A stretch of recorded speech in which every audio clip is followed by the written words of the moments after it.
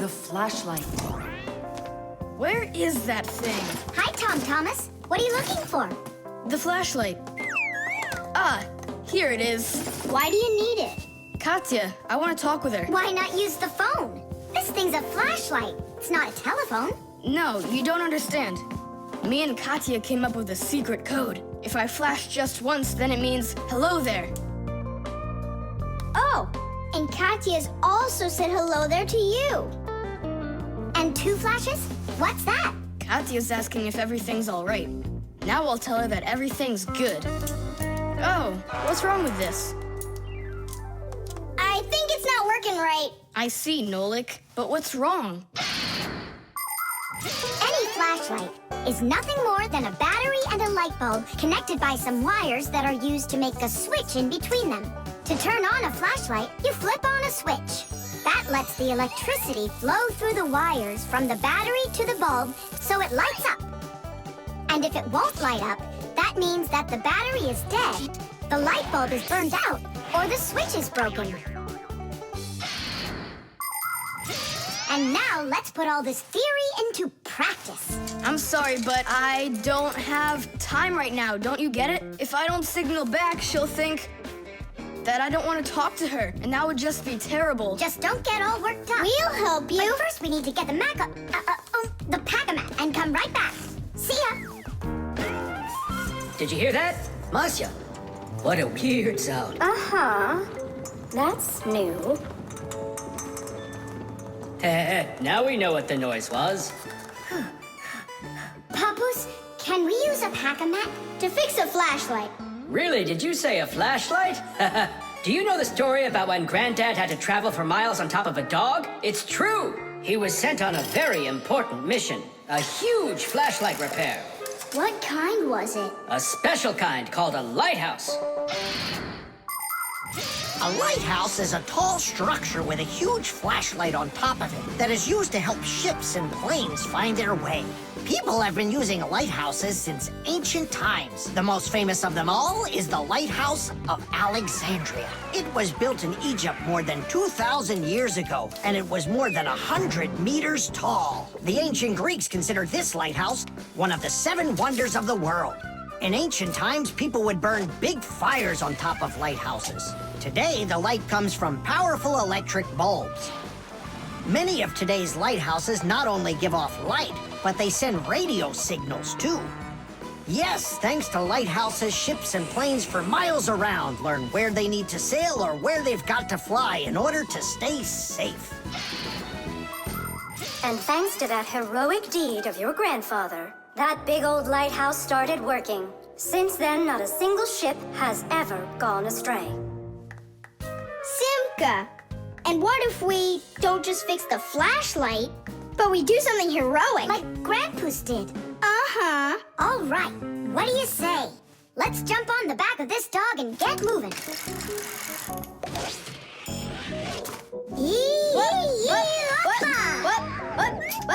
What? Stop ducking. Grab hold of my hand. Uh-oh.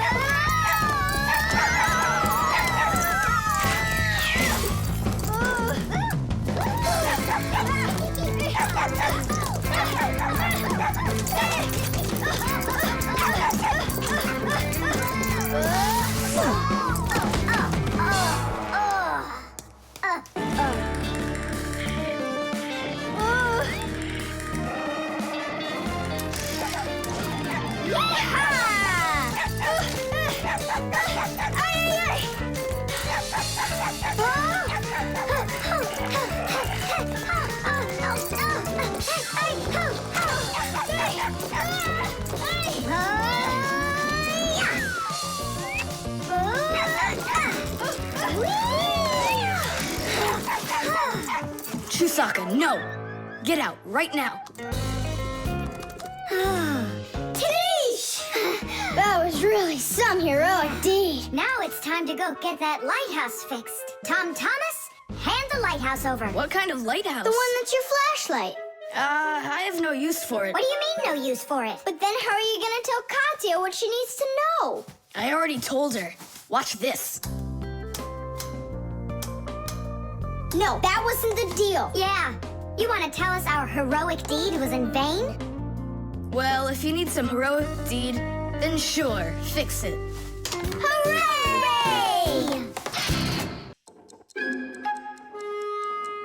The combination lock.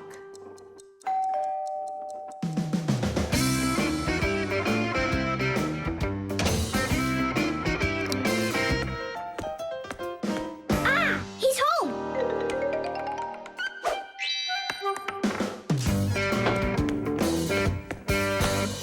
Nolik, are you here? Stop your hiding. I'll still find you. Nolik, is that you? Hey, come on! That's not fair! You saw! Let me go again! I don't want to. You want me to play hide and seek when I got a brand new game to play with? Where is it? I don't see it anywhere in the room. I took it to school with me For what reason? to show it off.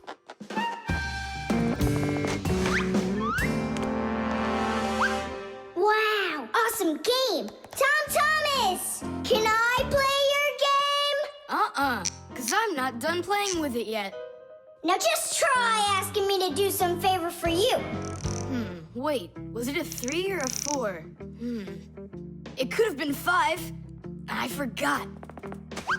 What about? I forgot the combination. And now I can't even do my homework. Everything I need to finish is inside of there. I'm not climbing in to find out your homework. Don't even ask me. Tom Thomas, why do you look so upset? The code for the lock. I don't remember it. Don't you worry. Ha! We'll open it. I know all about a code lock. A simple code lock is built with a few discs that have numbers on them. In the center of each disc is a hole with a notch. When all of the discs are turned so their notches line up in a straight row, the lock's pin can slide out freely.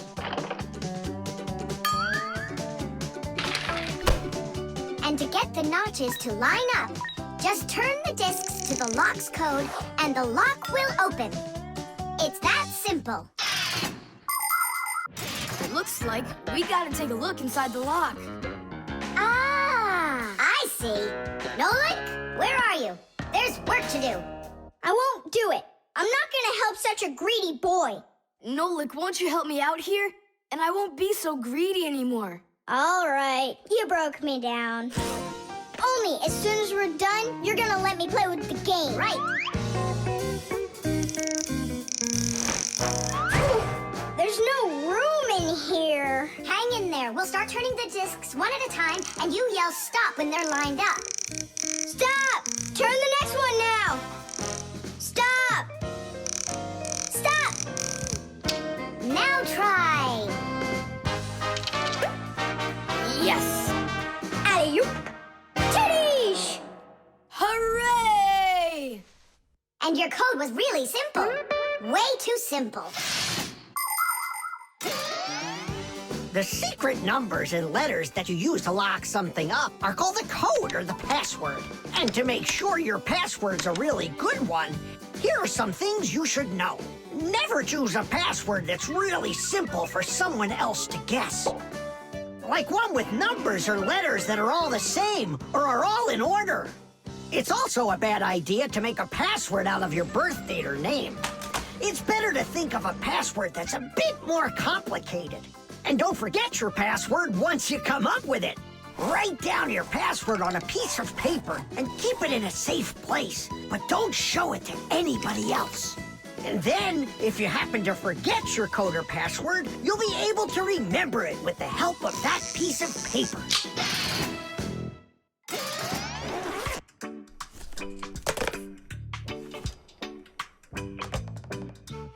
And why did you ever put a lock on your backpack? I was hiding the game from the other kids. Then why did you take it to school today? I wanted to show it off to my class. And did you show it? No way. If they would have seen it, they'd be like, I want to use it. I want to play. And so you hid it and didn't show it to anybody. Not to anyone. Then why take it to school, silly? To show it off there. You're just some show-off. You're just some greedy... Oops, sorry. Once greedy boy. Will you let us play now? Play away.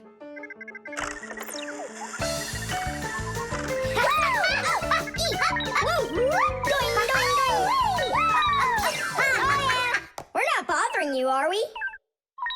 Can you jump a little easier? You're shaking the whole desk. The thermometer. I can't believe the new thermometer isn't working. Tom Thomas, stay in bed. And I'll try and look for that old mercury thermometer. Hey, did you get sick? That's one way of saying it.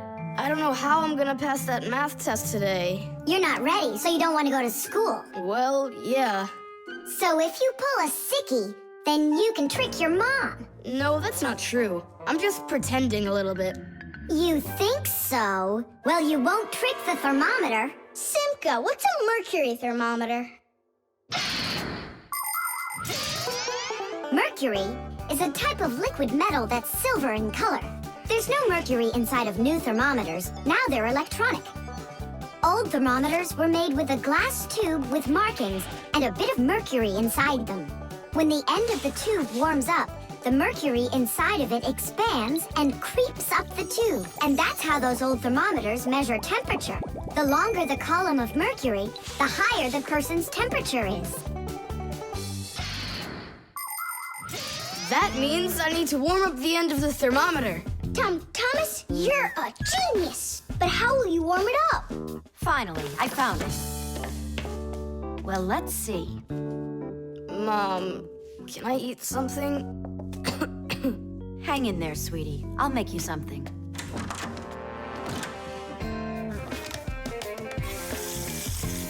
Ooh, that is hot. Now there's just no way it won't have a temperature. Hey, what are you doing in here? Well, how high did you get it?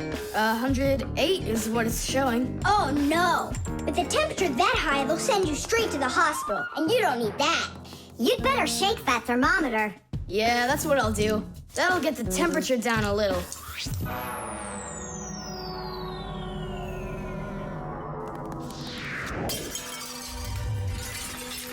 Ah! Well, so much for that. Cheaters never prosper. Thomas, did you see this? Nolik, don't touch the mercury. It's poisonous. Stop it right now. And you, Thomas, you don't touch that mercury either. It's dangerous. Then how can we throw it out? Call your mom and she can help you. I can't. How could I call her? Then she'd find out that I wanted to trick her. Maybe it's better to tell the truth. I can't do it. All right then, it looks like there's no other choice. Nolik, call Papoose and Masya. I'll get him. And you go back to your room and wait.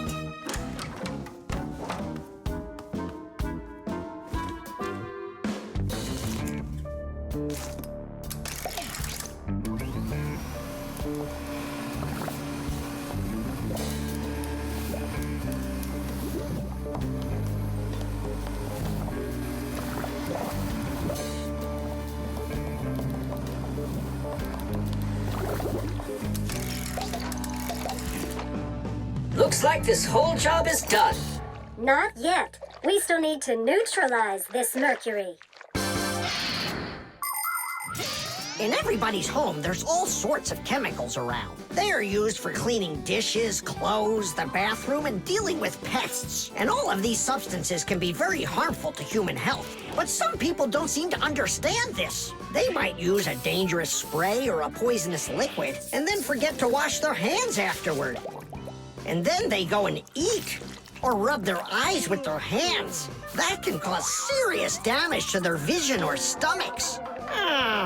And never put anything into your mouth that looks like medicine, unless your parents or a doctor gave it to you. And if you ever happen to find something on the ground that looks like a piece of candy, you must never put it in your mouth. You can get poisoned that way. Oh, humans. If they'd only remember this simple advice, they'd stay safer. And what do we do with the glass that's broken? That job's not for Fixies. Thomas, we cleaned up all the mercury. And the glass too? No, not the broken glass. But will you? Papoose said that it's not our job. He told us you have to get your parents to come and help you. That part's your responsibility. Here's some food for you. What's the matter? Mom, I broke the thermometer. Broke it? Did you cut yourself? No, The mercury, did you touch it? I didn't. Simka, you think he'll tell her the truth? And where did you break it?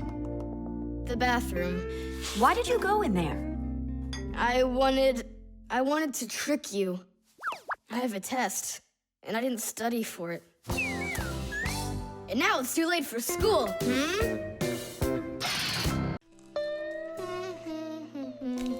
The microwave.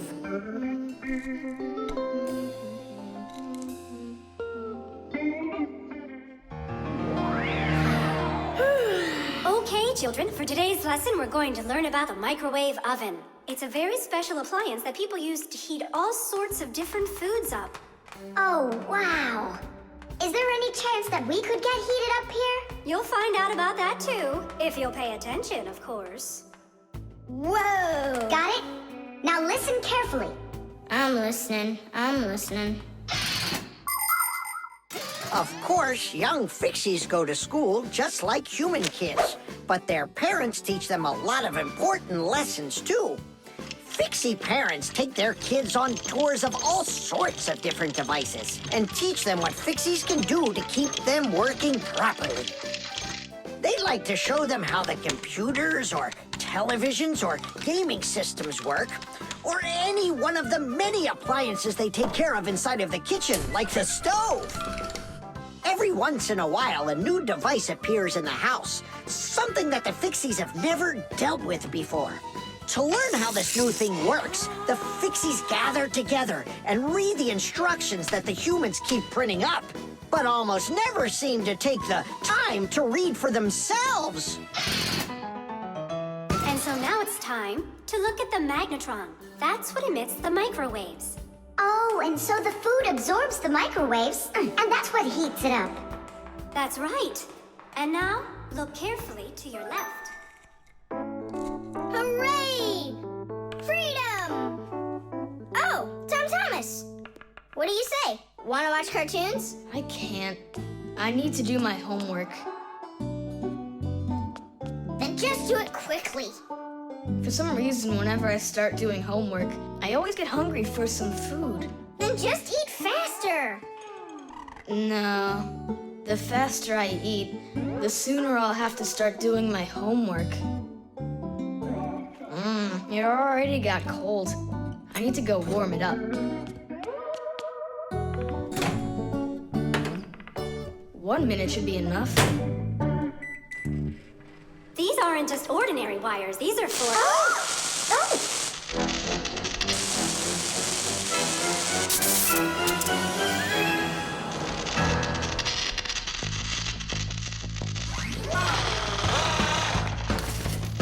Marcia, what's going on? It looks like it might be an overload. The microwave might burn out. Then we better run out of here. What do you mean run? We need to save this microwave.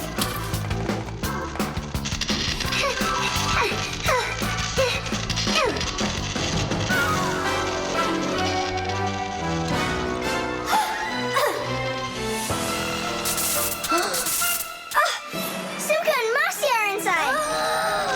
Simka, I need your help.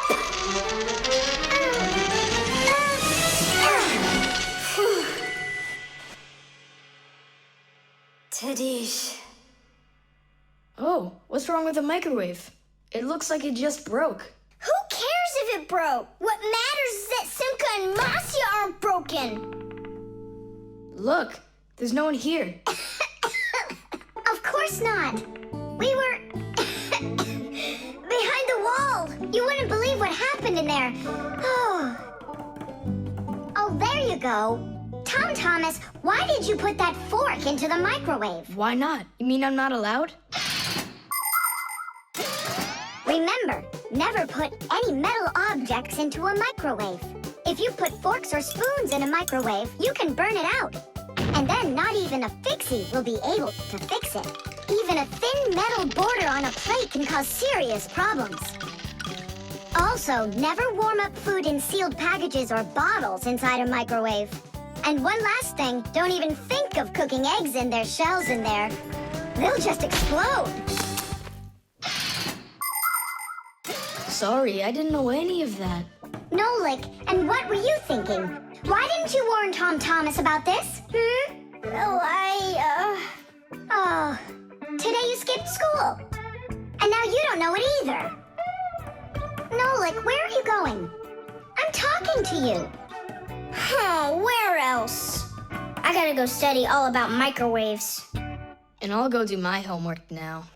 But first you'll sit down and eat for a while, right? No, I'm not gonna eat food. First, I'll go and play some games for an hour or so. The DVD.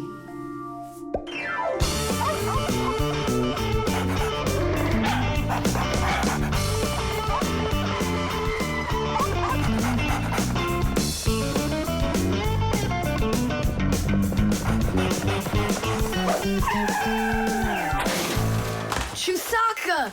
Get away from here! So where did it go? Oh, here it is. Hey there, Tom Thomas. So what's on the disc?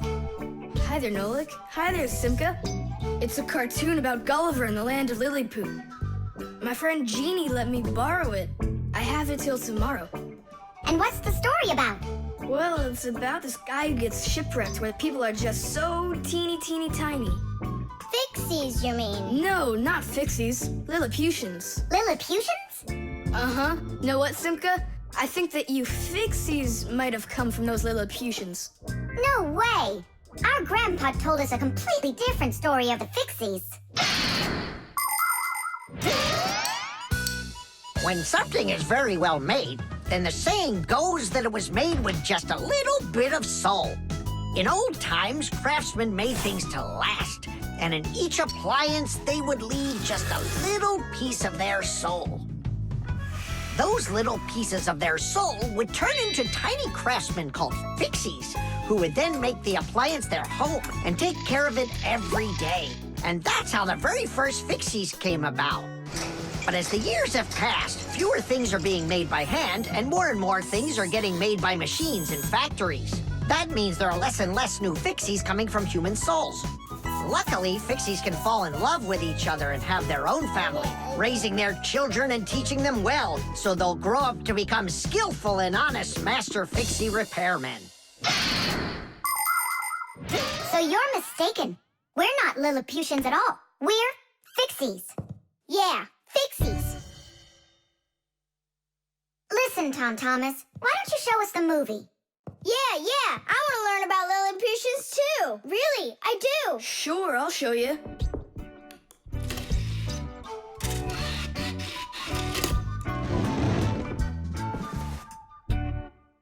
Oh no, what's going on? I broke it. I can't give her back a disc that's messed up. Don't panic. We'll take a look at it. Come lay it down over here.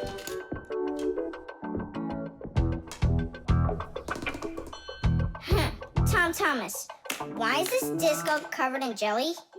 Because I was touching it with my fingers. I mean, what else? It's obvious you don't know how a disc works at all. And you know how it works? Yeah, I know. Yeah? If we take a look at a digital disc through a powerful microscope, we can see rows of tiny valleys of different lengths. These valleys are actually a code for the cartoons, games, or music recorded onto the disc. Inside a disc player, a laser beam reads the code and helps turn it back into pictures and sounds. But if you scratch the disc or smudge the disc with dirty fingers, the laser can't read it and the disc won't play. That's why you need to keep discs clean and stored in cases. So that's why you should only hold discs along the edges. And when you're done watching them, you have to put them back inside their boxes. And what about this one? Do we have to get rid of it? Not so fast. Nolik, this calls for a major cleaning. Let's get the brooms.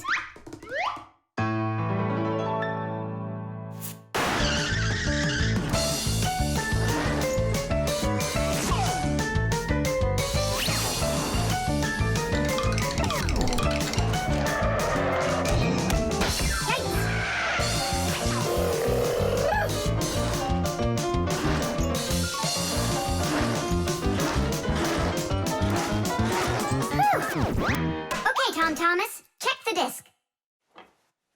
There you go. Now you're holding it right. Hooray! The disc works fine. Hooray! Now we can watch the movie about the Lilliputians. Hey, Gulliver, why are you sitting there? You've seen this movie already. I know in what? What? Look at that pile of discs. Where do you need to put them? Huh. In their boxes. The fan. Pass them on the left. Step on it. Now pass them on the right. Look out for the wall. Hit the brakes. Why didn't you hit the brakes? He was just too scared. What do you mean too scared? Something got into my eyes. Those were your hands. My turn. Let me show you how it's really done. Oh, what's wrong with the computer? Oh, it's been really acting up for a while. It turns off by itself. It's no big deal. I just turn it back on. I don't like this at all. Come on, Nolik. Let's go inside and take a look. Just like people, machines can get sick too. They can get a very high temperature and even start coughing and sneezing. And if a machine or an appliance gets seriously sick, sometimes it can be too late to fix them at all. So wouldn't it be better if we could keep them from getting sick in the first place? Everybody knows that people who look after their health get sick less often and live longer. And the same goes for machines. Machines break less often and live longer if they're properly taken care of. That's why machines need to be checked from time to time and cleaned and oiled. And that's what's called preventive maintenance. And preventive maintenance is something that always should be kept in mind by humans and by Fixies.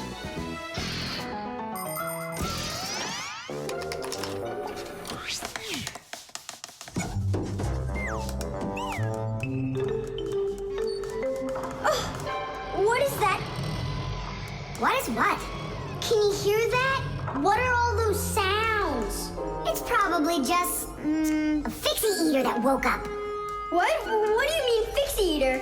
Didn't you know that inside of some appliances there live horrible monsters? They love to attack Fixies and eat them up. And the smaller the Fixies are, the more the Fixie eater likes to eat them. Ha ha! And how come you never told me anything about Fixie eaters before? I didn't want you to get scared! All right, scaredy cat, let's keep going.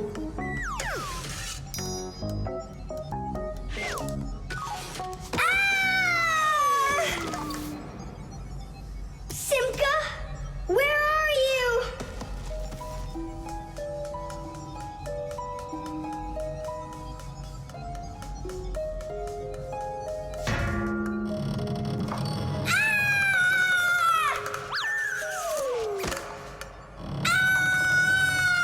Oh no! Don't eat me, Fixie eater!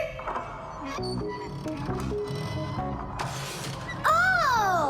Simka! Come over here! The sound is coming from here. Take a look. It's not a Fixie eater at all. It's just a fan. Not just, Nolik, it needs our help. See how sick that fan is? Let's go and get it working, right now. A computer can only run when all of its parts are working. And even though a fan looks like nothing more than a simple little engine with a propeller, the computer couldn't work without it. It has the very important job of keeping all of those other parts cool when they start heating up. It cools down the inside of a computer by blowing a stream of air. But if the fan gets dirty and starts working poorly, the computer might get overheated and turn off. Or it can simply break. You have to turn off your computer. How come? I'll tell you later.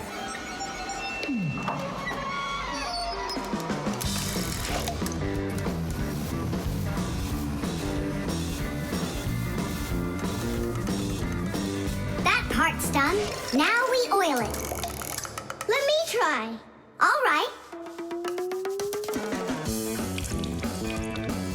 It's oiled up. Just like your nose. Tom,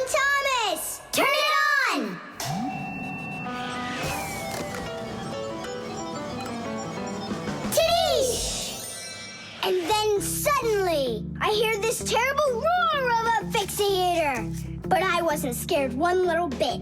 And I just ran right into the battle. And Simka? Oh, she was hiding somewhere. You know, she's a girl and they're all cowards. So I had to fight the monster all by myself. Ah! Oh, I guess that was an example of how girls hide like cowards when they're too scared. Well, yeah. The refrigerator.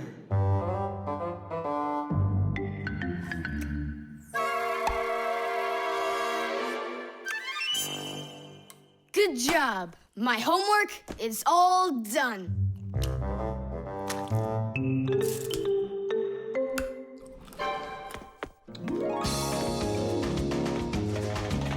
Tag, you're it.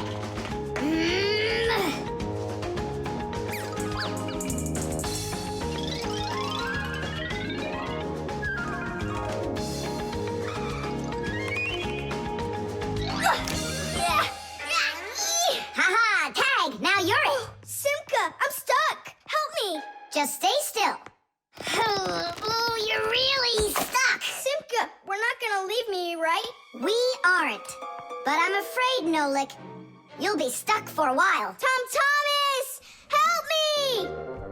What's going on? Look, this blob of white stuff grabbed onto Nolik and it won't let go of him. Oh, it's a piece of gum. It's my bubble gum. Oh, thanks a lot, Tom Thomas. Now what's the plan to get me unstuck from here? Here's what we do. It's gotta be frozen. Once I sat on gum too, and my mom put my pants in the freezer. The gum froze up and it came right off. I don't want to go into the freezer. Don't worry, Nolik. I'll stay right here with you. Just hold on. It won't take long at all. Huh. Why do I need to hold on? The gum's already holding on to me. Simka, do you know why it's so cold in the freezer when outside it's warm? I'll explain it to you. A refrigerator has a pump that pushes a special liquid through a long tube. Inside the refrigerator, the liquid in the tube wants to turn into a gas. To do that, it takes the heat from everything inside, and that makes the refrigerator cool. Then the pump sucks in the gas and pushes it out as a hot liquid into the tubes on the back of the refrigerator. That lets all of the heat collected from the inside escape into the air outside. I wish I was somewhere warm. Hold on. I'll go get us some warm clothes to wear. I don't want to hold on. I want to go with you. Just hang in there. I'm hanging. Tom Thomas, open up!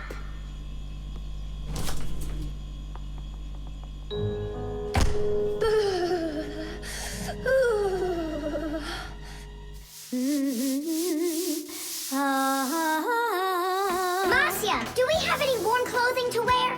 Why in the world do you need it? I just do. Well, I need to know what is happening.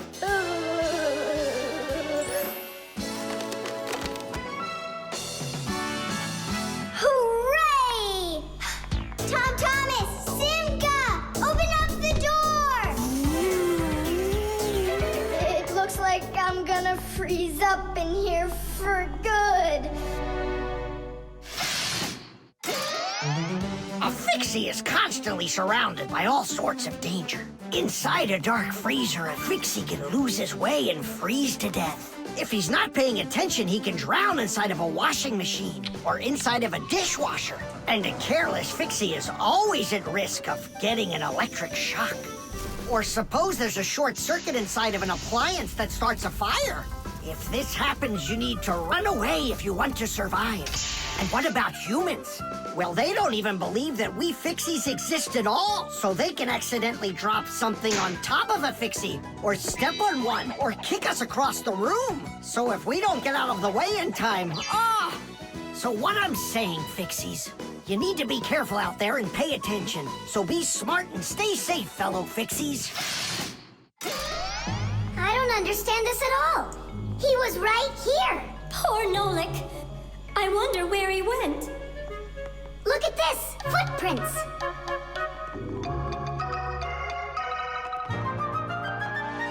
Nolik, you're alive. You scared me half to death. How did you get out of there? Well, you told me about how a refrigerator works. And so I found that cold tube and started crawling on it until it got hot, and then I was here. Hey, there's smoke coming out of you. We need to cool you down right away. Huh? Where? I don't want to go into the refrigerator. Stop! I was joking. Look how it froze. I could break my teeth on it. You aren't gonna chew it anymore. I'd never do that, not after Nolik sat on it. Well, you didn't need to stick it where it doesn't belong. Hey, I apologize. I'll go and throw it away. Maybe you'll try the trash can? The drain. Hey, Nolik, come help me. The fan in the computer needs dusting. Not right now. Me and Tom Thomas are painting a card for his parents' anniversary. Oh, look, poor you. You must be so tired. Hi, Simka. It's really great you're here. I have a question. 12th anniversary, is it spelled with an F or is it with a V? You know what? First put down the number 12, and then put a dash on there, and then a TH. Oh, right. But first I'll change the water. I'll be right back. Oh, Mama left her ring here. Whoa! No! Oh no, what have I done? I spoiled my mom and dad's special day. Where? In the bathroom? My mom's ring was lying there, and I dropped it into the sink, and now it's washed away. There goes the day. It didn't wash anywhere. Don't you know anything about how a drain trap works? About a what? A drain trap's a special curved pipe under the sink basin. Water flows out of the faucet and flows down into the drain trap, and after that it goes down to the sewer. But when you turn off the water, not all of it washes away. Some of it stays down in the drain trap. It's made that way so the smell from the sewer won't get back into the house. A ring is much heavier than water, so if you happen to drop it down the drain, it won't wash away. It will stay at the bottom of the drain trap. Well, that means we still got a chance. Yeah, but how in the world can we get it out of that trap? Who knows? I don't know how to swim. Don't worry, it's all under control. Do you have any thread? Plenty of it. Go get it, and I'll be back in a flash. I can't fix it like this. I need my welder. Papoose, I need to borrow your pack-a-mat for a little while. Now that's a coincidence. I need to use it too.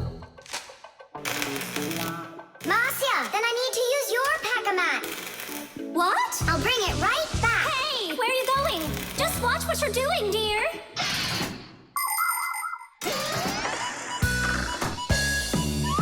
Just like the name says, Fixies live to help machines and appliances. But machines are very big and Fixies are very small, so they can't get by without tools.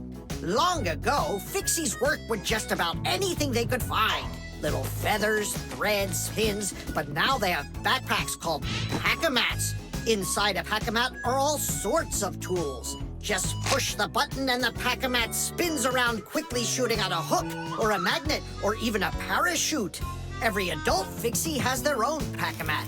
But before children can get them, they have to go to school and study hard and then pass an exam before they have the rights of a full-fledged Fixie. And it's only after all of that that young Fixies get their own pack-a-mats. And what? You're going down there with just that on? Not just like this.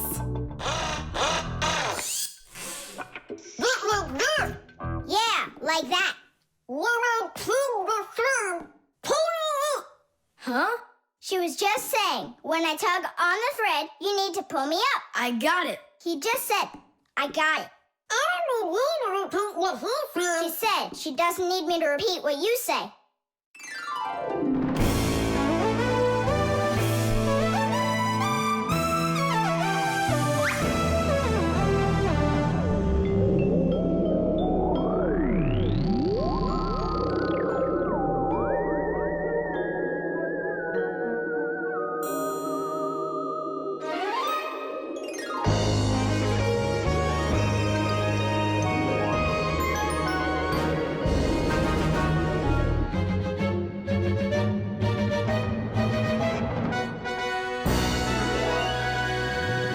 Simka, Nolik, thank you. You really saved the day.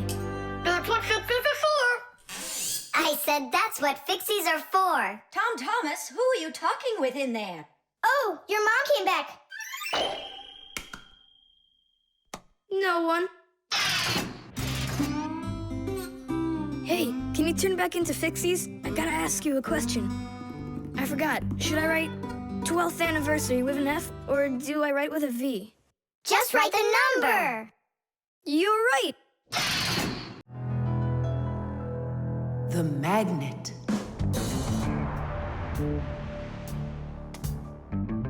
Well, it looks like we need a pack-a-mat.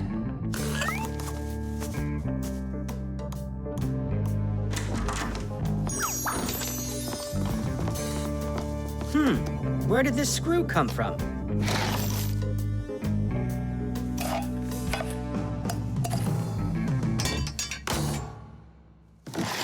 Ouch!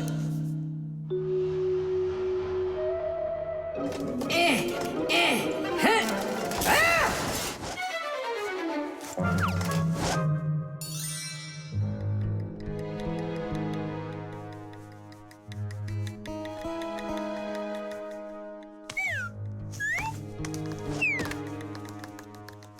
Papoose isn't in there either. It's awful. He's probably disappeared forever. It's already been 5 days. Don't worry about it. We're gonna find him for sure. Yeah, we'll find him for sure. Let's go take another look in the kitchen. But we already looked in there. We'll look better this time.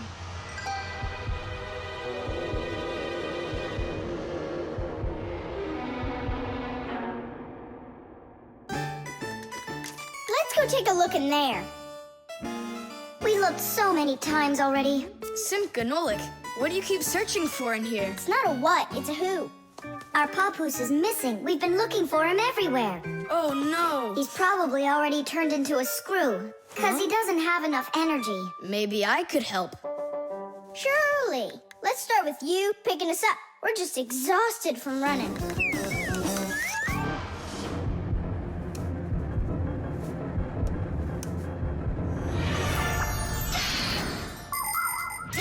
In a dangerous situation, a Fixie can choose to turn into a screw. But sometimes it happens all by itself. For example, when a Fixie doesn't have enough energy.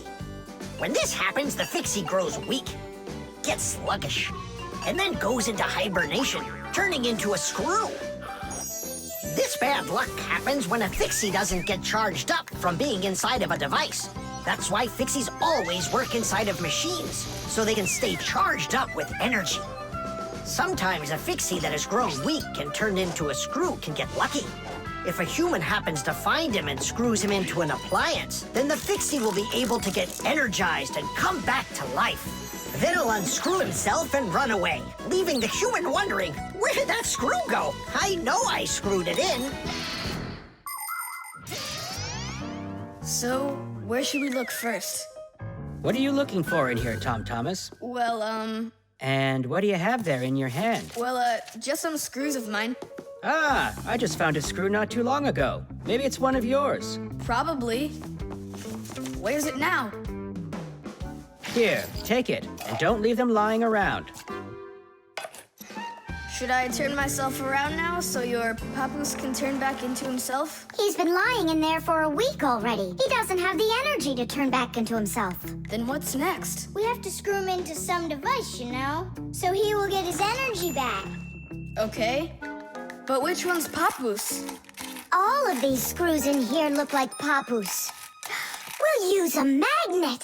How come? All of the screws will just get lifted up together. First of all, not every kind of metal is attracted by a magnet. It's an easy thing to see for yourself. Just get a magnet. You probably have one in your house on the refrigerator. Try moving it close to different metal objects you have around the house, like a spoon or nails or coins. You'll notice that some of the metal objects are pulled very strongly by the magnet, while some of the metals are pulled a bit less. And then there will be some metal things that aren't attracted to the magnet at all. Got it. And the second thing? Well, the second thing, we Fixies aren't attracted to that magnet one bit when we turn into screws. Let's give it a try. Here, I found him. And now we'll screw him in.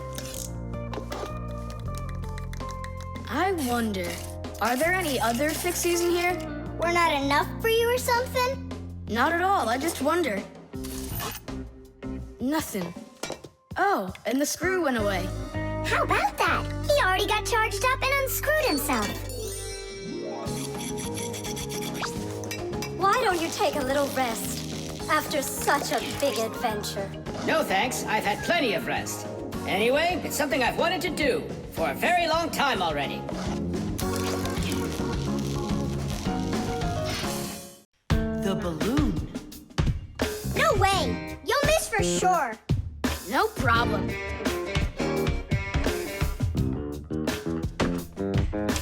Anybody can do that. But I bet you can't do it if you tried bouncing the ball off the floor first. Just look. Oh, what are my parents gonna do to me? Maybe we should call Simka. Simka! And what's Simka gonna do to us when she sees this? So, got yourself in trouble, huh? You shouldn't be playing with a ball inside. And now we have your lamp to fix. But how? Only my dad can reach all the way up there. Why just your dad? You have a hot air balloon over there. That doesn't fly. It's just a toy, see? Well, it might be just a toy to you, but for us Fixies, it's absolutely real. If an object is lighter than water, it floats up to the surface. And in the same way, if something is lighter than air, it floats upward. Did you know that hot air is lighter than cold air? Well, it is. And that means if you warm up the air in a balloon, it will float up. Hot air balloons use special gas burners to heat up the air inside of them so they will get lighter. And the bigger the balloon, the more people it can take up into the air. I know what you're saying, but where do we get a burner? You think Fixies don't have their own burners? Huh! Sure we've got them. Bring it down here, and I'll go talk to our parents. No, no, and no. The human child must never see us. Listen now, Simka. We already don't approve of him seeing you and Nolik. He won't look. Papas, please. You're the one who told us how you dreamed of flying since you trained to go into space. Yeah, for 2 years I waited on standby, but I never went up. And you've never flown in a hot air balloon either, honey. So let's call it a deal. I talked them into it. There's just one condition. You can't watch. Okay. You can come in now.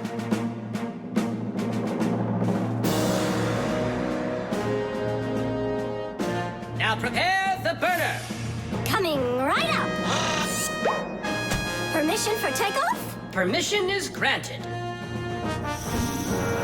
And off we go! Hooray! It's flying! Don't you peek. Turn around. Oh, it was an accident.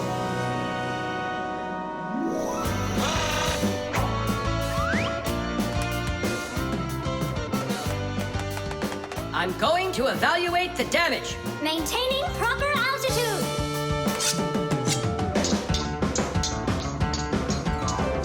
So, they've reached the spot. Air balloons are really awesome. I wonder, who figured out how to do that? It was the Montgolfiers. The hot air balloon was invented in the 18th century by the Montgolfier brothers from France. In those days, there were no gas burners, so they heated the air inside the balloon by burning straw.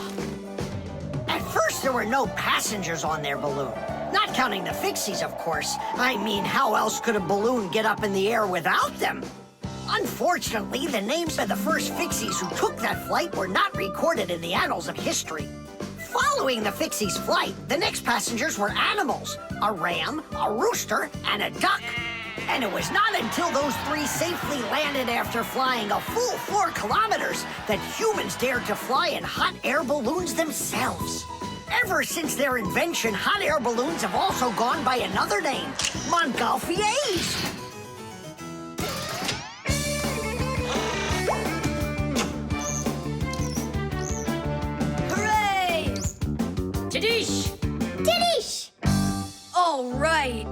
Simka, please let your parents know that I'm so very thankful. Okay, by the way, now you can turn around. You know, Simka, let's fly the balloon just like them. There's no way, Nolik. We would need to use the burner, and kids aren't allowed to play with fire. I'll give you a ride. Look, I still need to put it back up on the shelf, so climb in and let's do it. Oh, yeah! This is great, Simka! Look at us! We're flying just like the Montgolfier brothers! What do you mean, like brothers? Okay, then, like brother and sister Montgolfier! The aquarium. The coast is clear. The humans have left. Come on, let's go.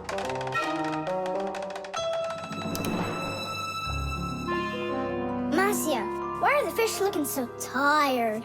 'Cause they're not getting enough air in there. The water in the aquarium is dirty and it needs air, but the filter isn't working. The filter? Yes, that device over there. These fish need our help, and if we don't do something right now, they could die. Right. First, I'll fix that light, while you and Marcia go over there and see what is wrong with the filter. But I want to go and look at the filter, too. You're too small for this. Oh, whoa, whoa, whoa. And you're a giant. I mean, you're like 6 feet tall, huh? That's enough arguing. Nolik, let's go.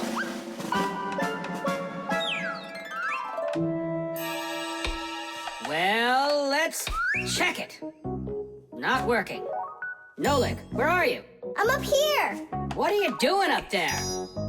Nothing. Holding on. We don't have time for that. Get down. We have to get this switch working.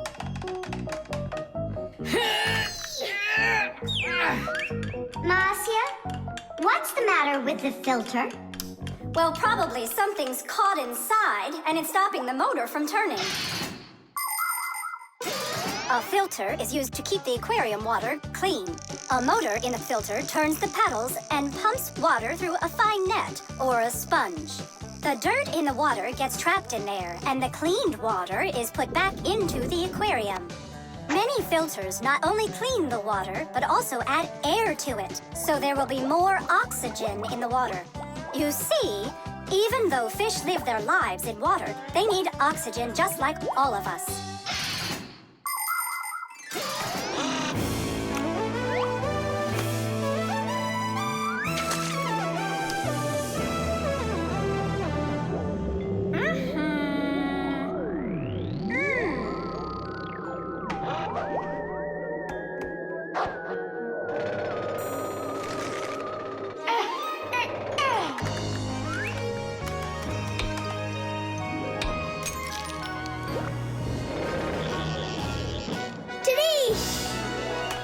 Way to go there!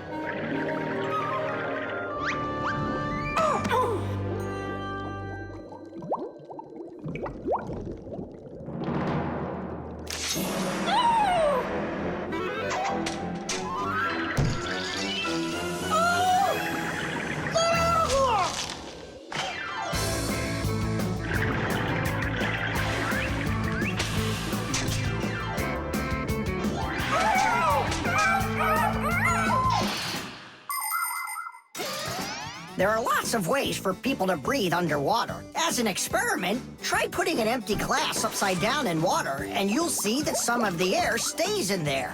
That's the idea behind the ancient diving bell. An empty bell was lowered under the water, and some of the air remained in there for the diver to breathe. And about 200 years ago, the first diving suits were invented. The diver got air from a hose that started above the water. This let the diver spend a long time under the water and even walk around on the bottom, but just not too far. Later on, people learned to squeeze a lot of air inside of metal tanks, and that's when scuba diving started. Scuba divers breathe the air stored in these tanks so they can swim freely and even dive deep down below the water. Our work is done. The light is on, and the filter is working. And the fish look so excited! As if they're not fish, but monsters. Thank goodness they're behind glass. Papoose! Just hang on. We'll be right there to save you. But I don't even have my pack-a-mat. Ooh, look how they're chopping their teeth. They must be so hungry. You're right. They're hungry. Nolik, come on.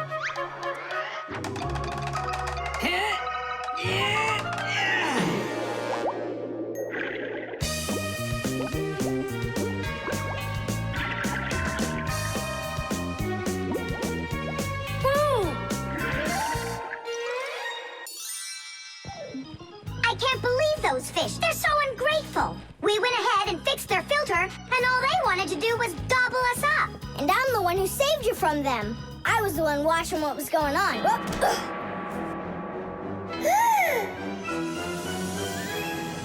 Oh, gee. Hold it. Do you think giving her some food will help? As long as you're not thinking that food is me. The keyboard. 5, 4, 3, 2, 1. Ready or not, here we come. And where is he hiding this time? Tom Thomas! Yoo-hoo! Tom Thomas, you didn't forget about your grandma's birthday, did you? No! Oops, I did. We found you this time. Hey, that's not fair. It was my mom that found me, not you. And go and hide again. Not now. I have to draw a birthday card for... my grandmother. So, we need one clean sheet of paper. When's your grandma's birthday? Tomorrow. But your card won't get there on time. Oh, then what can I do? Come on and use your noggin. Pick up the phone and give her a ring. Your grandmother will be really happy to hear your voice. No, we've got a tradition. We send each other birthday cards. And what's the internet for? Why don't you send off an electronic card to her? Simka, that's genius. Oh, this one's cool.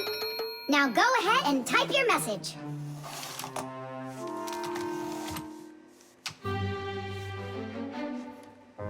The letter D isn't working. How can I write Dear Grandma without D? Just let her be a plain old grandma without the dear. But the letter G isn't working either. It looks like we could use a pack-a-mat here. A pack-a-mat? What for? To clean off the keyboard's contacts that got all dirty. What contacts? A key on a computer keyboard works pretty much the same way as a doorbell does. When we press on the button of a doorbell, the contacts inside touch, which lets the electricity flow that makes the bells ring. And when we press a letter on a computer keyboard, an electrical current runs from the keyboard to the computer, and that letter appears on the screen.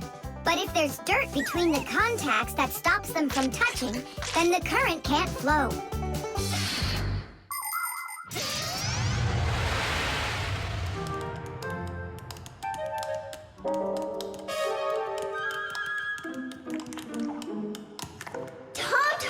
What did you drop in here that is so sticky? It's probably the soda I was drinking. And so, you shared it with the keyboard? Here's the reason why it's not working. Where did so many crumbs come from?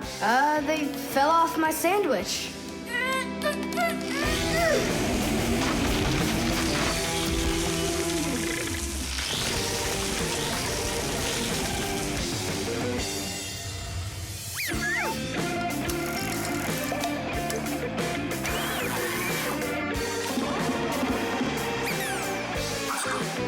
What in the world is this red stuff down here? That must be the sauce for my mushroom pizza. Oh, Nolik. Well, now it looks like we're gonna be out picking mushrooms. The Fixies are always ready to help people out, but there are some people we really don't feel like helping. I remember when I was working as a Fixie back in one house. It was a disaster. One day, the owner spilled coffee on the remote for the TV.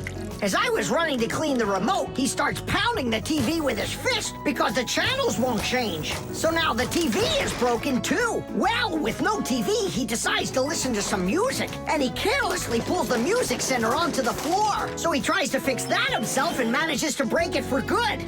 And then he sits down on top of his telephone and breaks that to bits. Meanwhile, I'm still busy trying to clean the coffee off of the remote. There wasn't a minute of rest with this guy around. In the end, I couldn't take it any longer. So I got out of there, and now I'm here, teaching kids. Thomas, why are you eating food at your computer? Yeah, they don't feed you in the kitchen or something? Now I know it. It's not allowed. You said it. Now write your message. And write the address on there, too. Uh-huh. Mom, do you know what the email address for Grandma is? Grandma doesn't have an email address. So what? We went ahead and fixed that keyboard for nothing? I still need it. And my grandma? I'll give her a ring on the phone. You said you had a tradition of writing each other cards. And what? Grandma will be happy to hear my voice. That's some original idea, huh?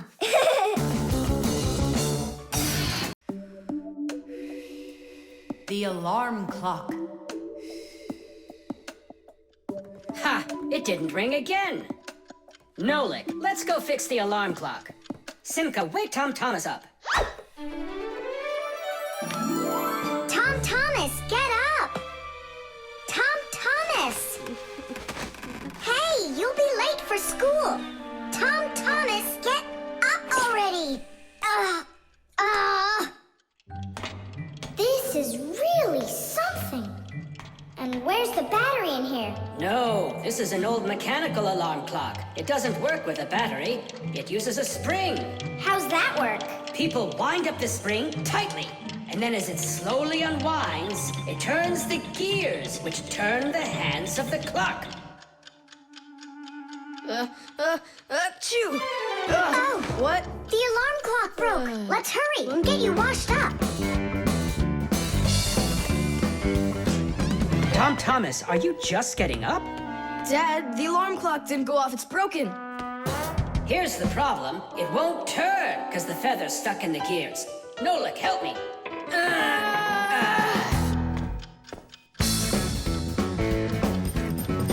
Papas! What's going on? It looks like it's an earthquake.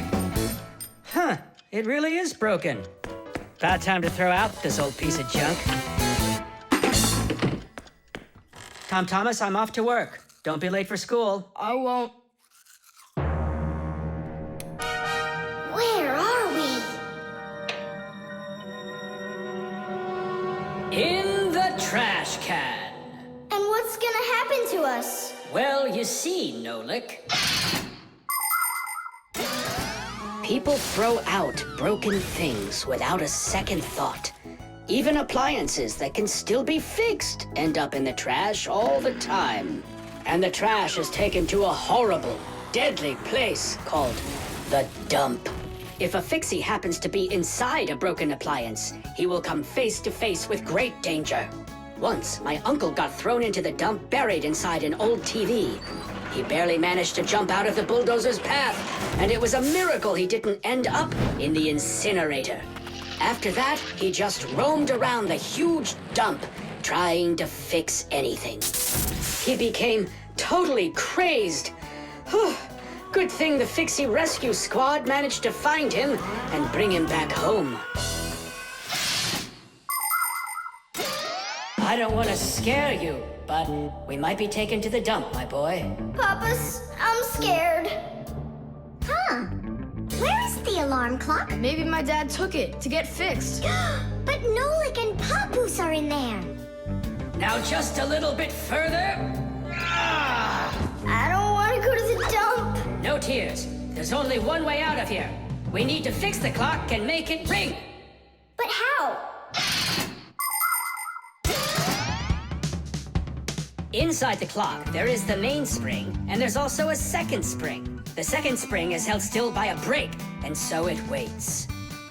When the little hand reaches the time the alarm was set to go off, the spring jumps off the brake, and the gears are free to start turning.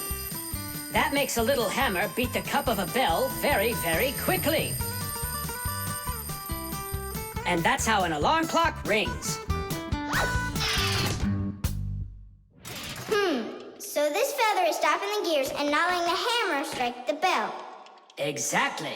I'll start rocking the gear back and forth, and you tug it. And 1, and 2, and 3. Tadish!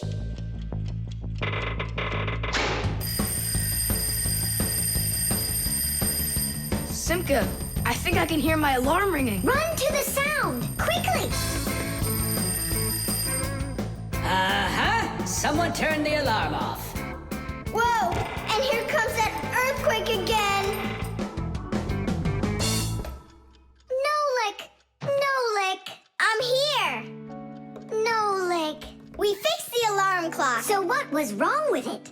A feather got jammed in the gears. And how could a feather get in a clock? Oh, it's probably from when I put the alarm clock under my pillow, so it wouldn't wake me up. Huh, so you mean because somebody doesn't like to get up in the morning? We almost ended up at the dump? By the way, if that somebody doesn't hurry off to his school soon, he'll be late. Oh, you're right, huh? The spare part.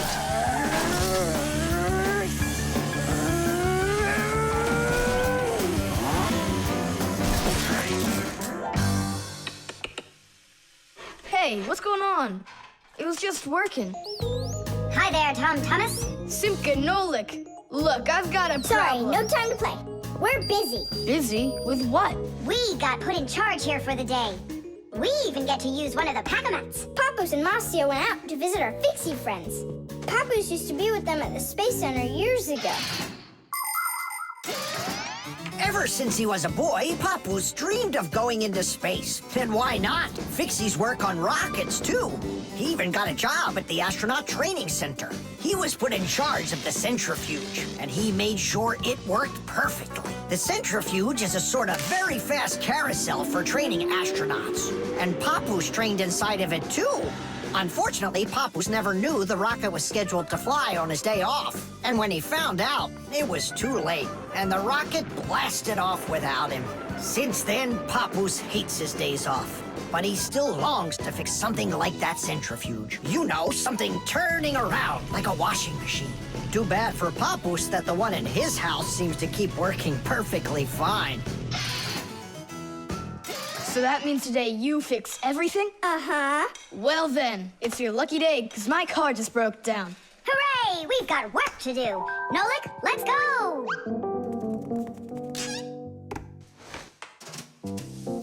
Well, what broke down here? Wait a sec.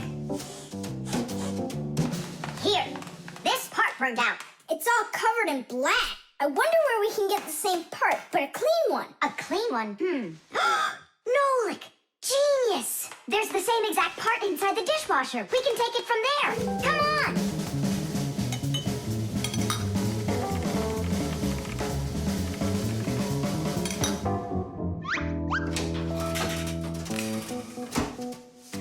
Do you have any idea how all these parts are connected to one another? With this thing right under you.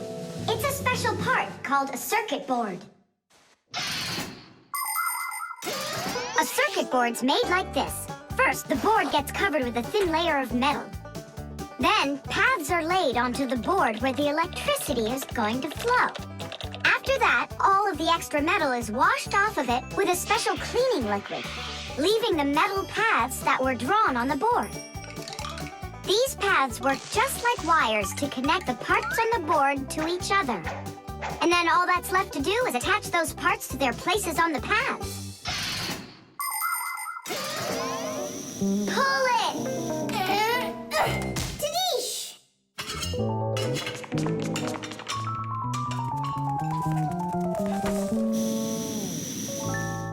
Tom Thomas, Tadish!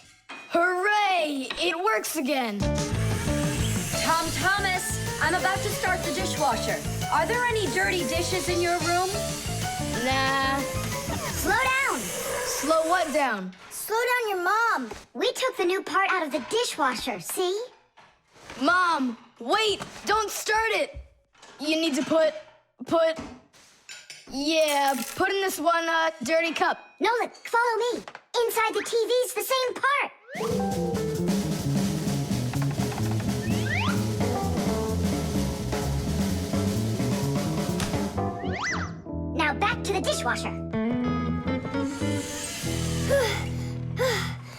barely made it. We grabbed the part from the TV in the living room. Not the TV. My mom's favorite program is about to start.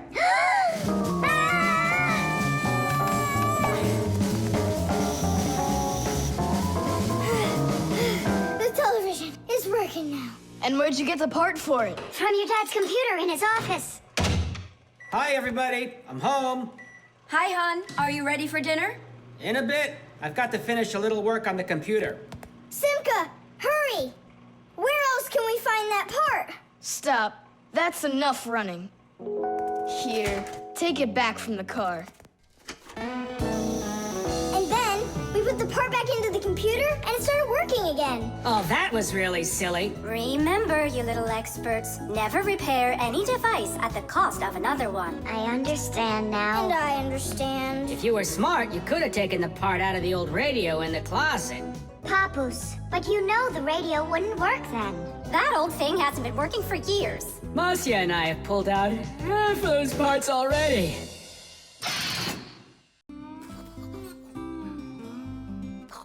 The remote. Hey, Simka, the button got stuck on the remote. How can we get it back out of there? Look and learn, Nolik.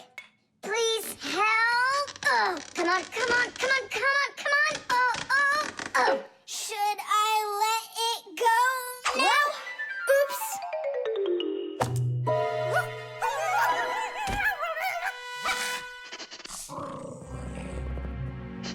Nolik, hide somewhere.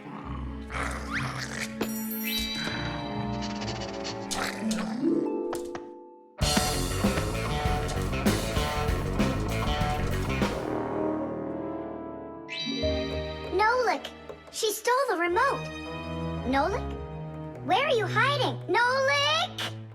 Hello there, Fixies. Hey, where are you?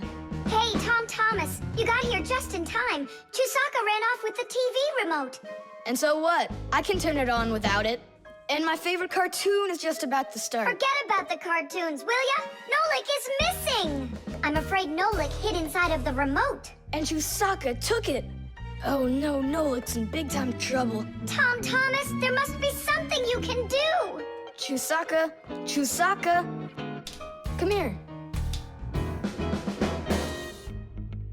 Where is that dog hiding? I'm gonna go look in the other rooms. Simka! Tom Thomas, here I am! I'm over here! For now, I'll wait here. Chusaka's not out there. Where are you? Hey, Simka. I ran to get a pack-a-mat. What are you gonna do with it? I'm gonna search for the infrared ray that comes out of the remote. That's so great! But what is it?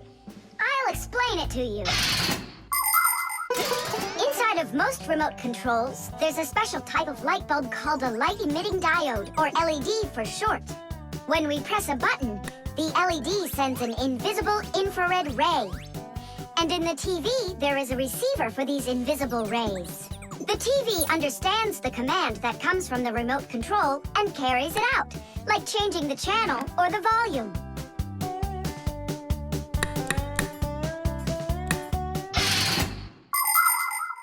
If the rays are invisible, then how is it possible to see them? In the pack-a-mat, I've got these special goggles that can help me. And now what? Yell to Nolik. Get him to close the contact on any one of the buttons. Nolik! You gotta push one of the buttons down on the remote. A button? But how am I gonna do that? Wait, 1 second. Chusaka Chusaks with a brain full of rocks. Meow. Meow. Oh, Mamma Mia. Now she'll eat me together with the remote.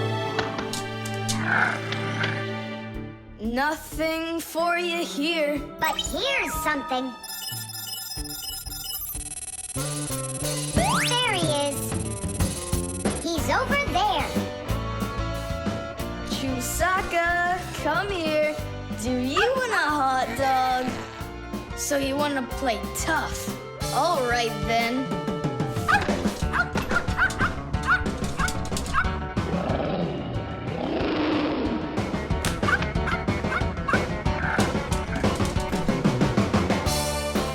Hooray!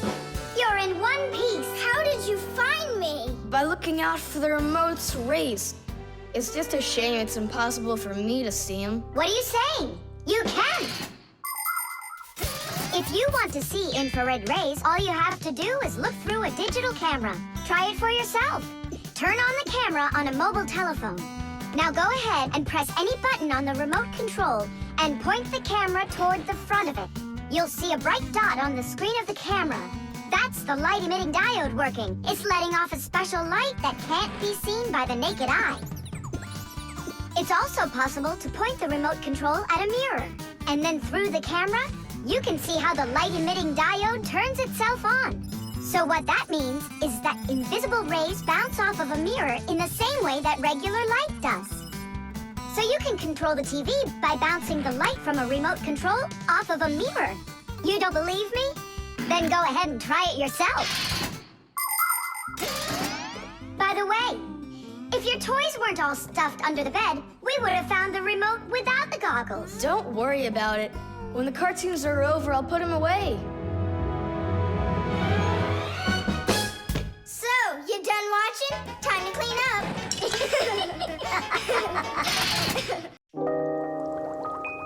The toothbrush. Once I finish you, my top secret growth potion, I will create my own giant canine crew! And then I'll rule the... Whoa! Wow, this is super. You're better than a TV show. Oh yeah, it's fun, but it's gonna end badly.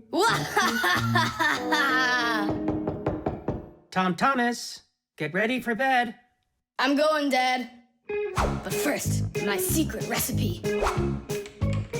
We start with a bit of carbonatorous. And now a little bit of bread and butterous. And finally, beard of foamerous.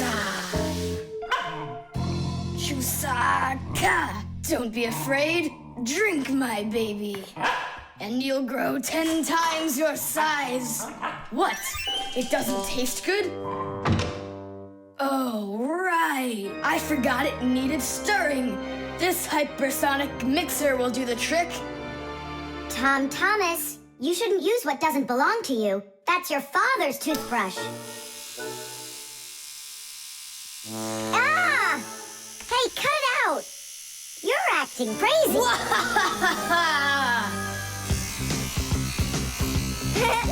Bubbles! Hey, boom, boom, boom!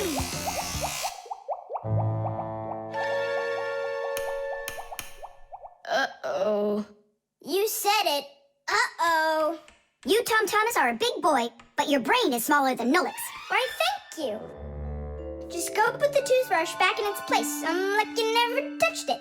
Nah, that's not right at all. Tom Thomas, what's up? I'm almost done, Dad. Simka and Nolik, please, I really need your help. No panicking. First, we need to understand what could have broken inside of there. An electric toothbrush is really simple, as long as you know these 3 parts. The battery, the motor, and a very clever mechanism that connects the motor with the bristles. The whole secret to the toothbrush is right in there. That mechanism uses the spinning of the motor to make the bristles move very fast back and forth, from left to right, from right to left. And that's how it brushes your teeth. So what can we do about it? Here's what we do. First, we take out the motor, then we take the gears out, and then the mechanism. How much time do we need to do that? 1 or 2 hours. What? No! Just listen here, Tom Thomas. You need to open up the battery compartment. Wait for me right here.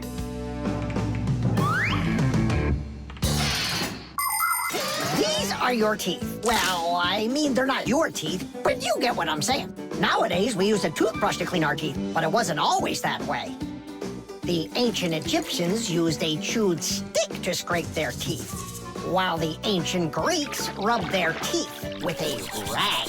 And the Vikings, well, who knows what they used? And then, only 200 years ago, an Englishman named William Addis came up with something better. He drilled holes into a meat bone, inserted bunches of bristles into them, and there you go. the toothbrush. And here's what I need to tell you all as a Fixie. That is, as a master repairman. You need to make sure to brush your teeth often, especially after eating, or you'll be getting them repaired often at the dentist. Well, is something wrong with the mechanism? No, it's fine. Is the motor burned out? No. Then what's wrong with it? You're not gonna believe it. But the battery died. That's all? I know what to do. I'll put in new ones.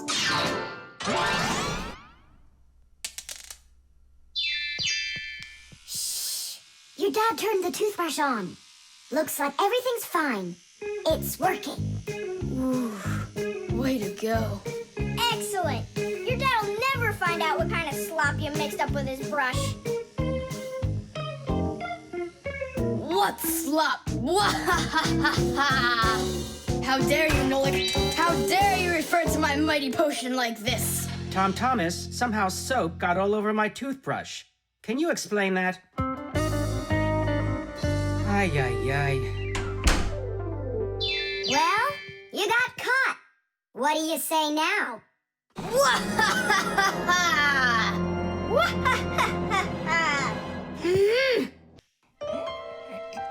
The stapler. Tom Thomas gets the ball. He makes an incredible move.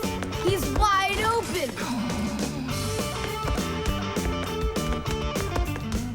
The goalie sees him and he screams in horror. He shoots and score! Yay! Tom Thomas, stop kicking that ball. Your school concert starts in 30 minutes, and I don't want to iron your pants again. All right, Mom. Just one more time, huh? No, I'm sorry. Mom said I have to quit kicking the ball. But Mom said nothing about dribbling the ball. Go, you can do it. You can do it. Yeah. Go.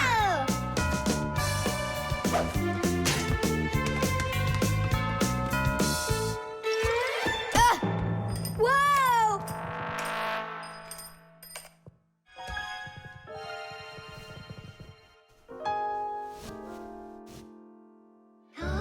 Tom Thomas, your pants. This can't be.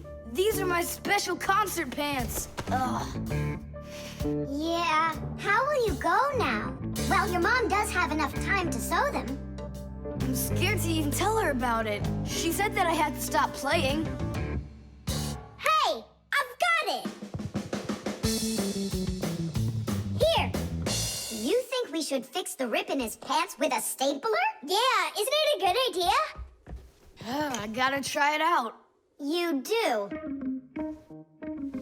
Like this? Stop! Why? What's wrong? My nose itches. That's all. Let's go. You're right, Nolik. It works. That is super! Yeah, the stapler's really great. Do you guys know how it works? Just keep stapling and I'll tell you. The staples for a stapler are lightly glued together. That way you can load many staples at once instead of one at a time. And a spring pushes the staples to the front. When you push down on the arm, a metal tooth pushes the front staple down through a thin space. And the staple punches holes in the paper. Next, the pointy ends of the staple push down onto a plate. And that makes the staple bend behind the paper. And there you go. The papers are fastened. So you could say that we're sewing, but using a stapler instead of a needle. Yeah, and it works even faster. Huh? What's going on? Could it have run out of staples?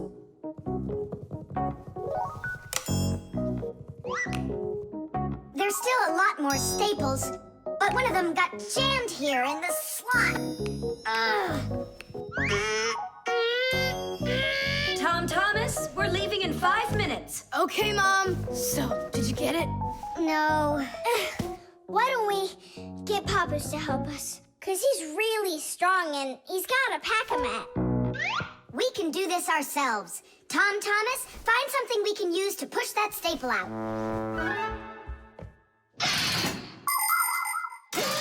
The stapler is not a very new invention. It's been said that the French king, King Louis XV, had a stapler made out of gold and precious gems. Unfortunately, it could only hold one staple at a time. Modern staplers are much more convenient, and people have come up with so many kinds for paper, for plywood, and even for skin.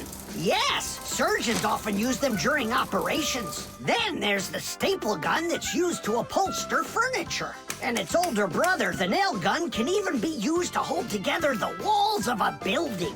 And here's an invention almost as important as a stapler. It's the staple remover. With its help, it's possible to remove the staples put in by a stapler. How about the screwdriver? That'll work. Look, the screwdriver fits perfectly into the slot. Ah, that's great. Now push that staple through, only keep your fingers out of the way, or you won't finish sewing. Tadish! It's still not Tadish. You haven't fixed your pants yet. That's it, they're done. Now we can say, Tadish! Tom Thomas, are you ready? Of course. My idea with the stapler was smart, wasn't it? And Tom Thomas's mother won't notice a thing. Will too. Just wait till she washes them. The screws. Hey, Tom Thomas, what you thinking about? Huh?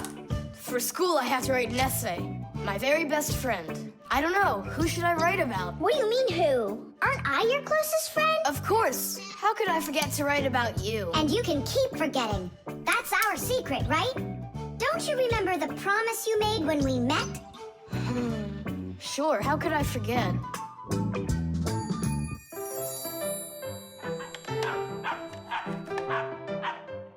What's wrong with Chusaka today?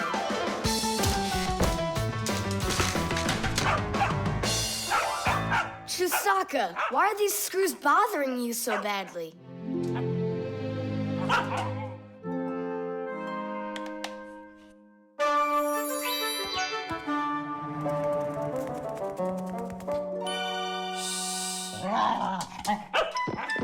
What's with you? Leave them alone already. Will you just calm down?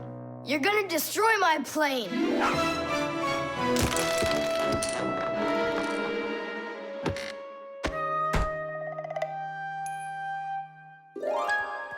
Let's get out of here. Ow! What's going on? What's going on?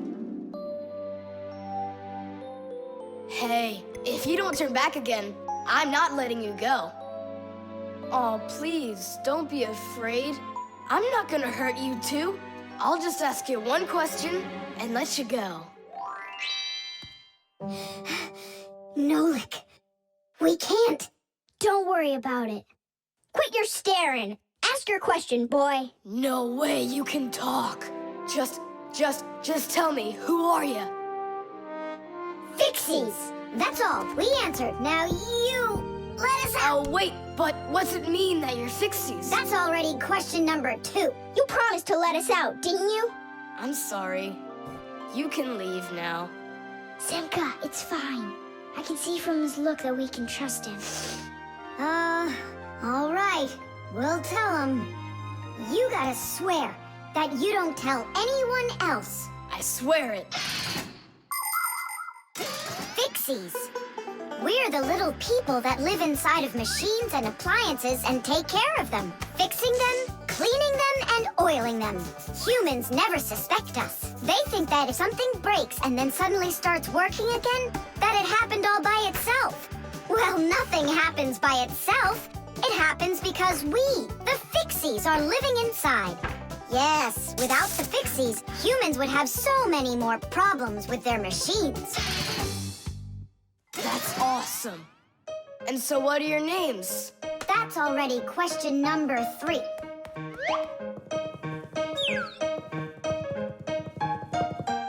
You can call me Nolik, and her name is Simka. And my name's Tom Thomas. Will you come back over? Oh well. I was this close to becoming the first kid in the whole world who made friends with the Fixies. I thought you guys would never come back over. And we didn't plan on coming back. But then we thought it'd be really great to be the only Fixies in the whole world, who are friends with the only kid in the whole world, who is friends with the Fixies. Ah! And who has told no one about us. The Fixies do everything they can do to hide from humans. They are afraid that if humans discovered Fixies, they would hunt them down and capture them and start keeping them in cages just like pets. And worse than that, they would take them into their laboratories and start examining them under microscopes, even conducting scientific experiments on them. Or suppose that humans thought we'd do all their work for them, and so they decided that they didn't have to take care of their appliances any longer.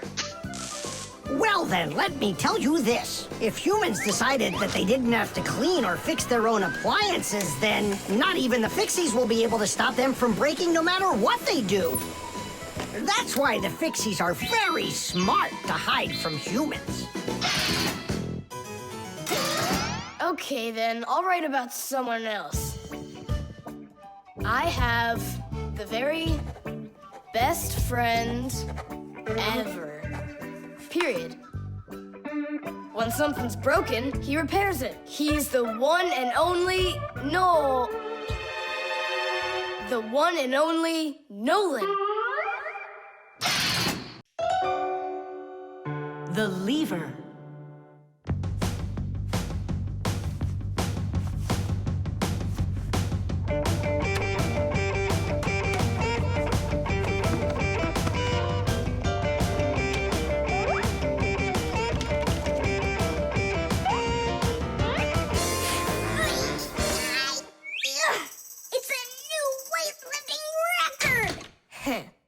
You're so strong.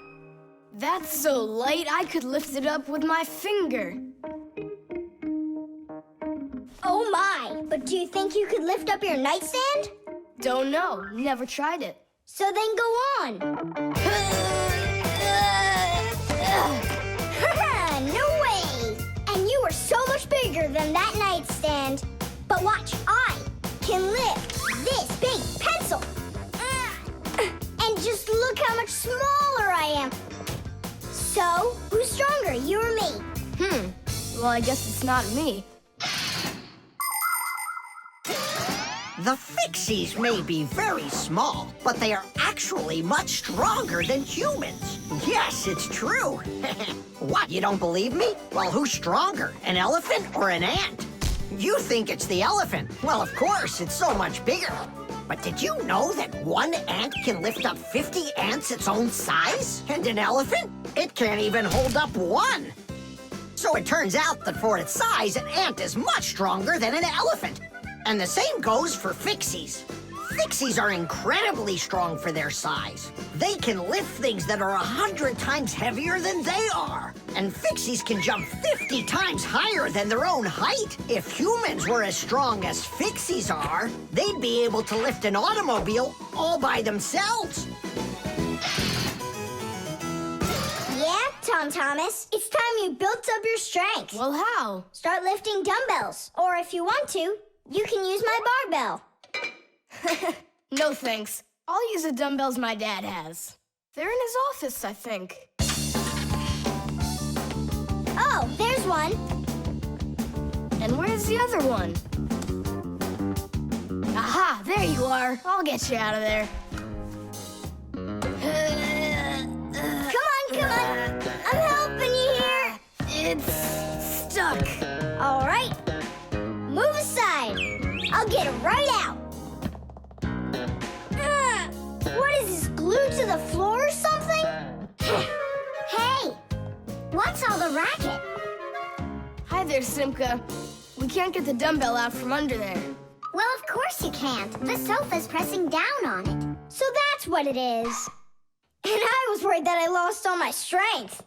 Well, that means we have to lift up this sofa. We can't do that. It's too heavy for us. We can do it.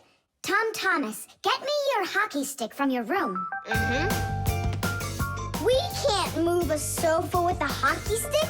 Don't worry, you'll see. Here, I brought it. What is it for? We're gonna use it as a lever. A lever? Well, yeah. A lever works the same way that a seesaw does, with a board resting on top of a piece called the fulcrum. But with a lever, one side is longer than the other, and that's the secret to its power. With a lever's help, it's possible to lift any weight. All you need to do is get the short arm of the lever under the load and push down on the long arm. And the longer the arm, the more weight you can lift. And that's how a lever makes people stronger. Well, can we find a fulcrum in here? Maybe this dumbbell. Can that be our fulcrum? Great idea! Now you're thinking the right way. You ready to go? Let's go! Lean on it, Tom Thomas.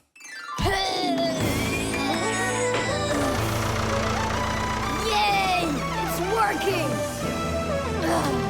Tadeish! I'm so strong, did you see? Now watch how I lift Dad's heavy weights for you. Look, I can do it. It's just like I told you. You'd be better off training with my weights. Didn't you just see me lift up the sofa? You didn't lift the sofa, the lever did. Did you ever hear the saying, knowledge is power? I've heard it. Although, some physical power won't hurt you either. So pick up your lever and go out and play some hockey. You know how built those hockey players are.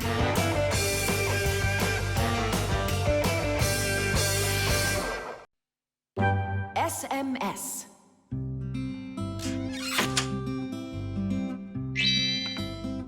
Hey! All clear. Oh, take a look. A mobile phone. You think they bought Tom Thomas a new one? Oh, wow. Nolik, stop. Awesome. Turn around. Oh! Tom Thomas, help us, please. We're trying to save your telephone. That's not mine. Oh! Katya left it behind. Katya! Katya! She's gone. It's too late. Oh, an SMS just came in. You won't read it, will you? Of course not. But what if it's something important? Tom Thomas, don't you even dare go and read her letters. Uh-huh, pretty interesting. Looky, there's just a ton of these messages. Now, Nolik, you go and distract him from the telephone. Uh-huh.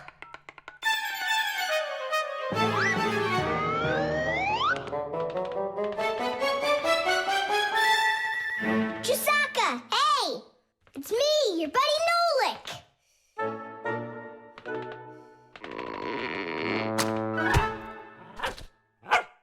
Hey there.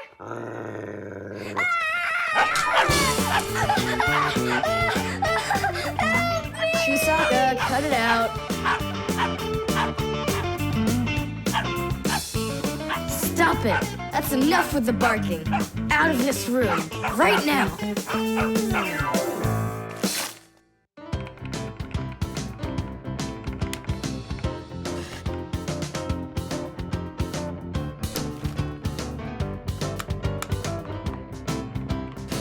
Done. Well, power's off now. Huh. What's up? It stopped working all of a sudden. Oh, it looks like you've broken it. What? No way. You did too. Well, Tom Thomas, now you'll have to give Katya her phone back like this. I just don't get it. It happened because you were reading someone else's mail. It was just an SMS. An SMS is no different from a letter. It's only shorter. People send SMSs through their mobile phones. And that's why looking inside someone else's phone and reading their SMSs is just as rude as reading someone else's mail. And that's why when we Fixies work inside of a phone, we always put our headphones on when a call comes in, so we won't overhear people's private conversations by accident. It's just the polite thing to do. I promise I won't read anyone else's messages. But that's not gonna make the mobile work again. Now what? Tell him the truth? Don't you worry, Tom Thomas, because we turned the phone off. And now we'll turn it back on.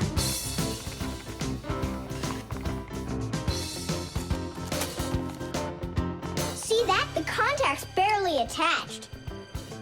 We just need to write a note to the Fixies who work over at Katya's. I'm sure they'll fix it.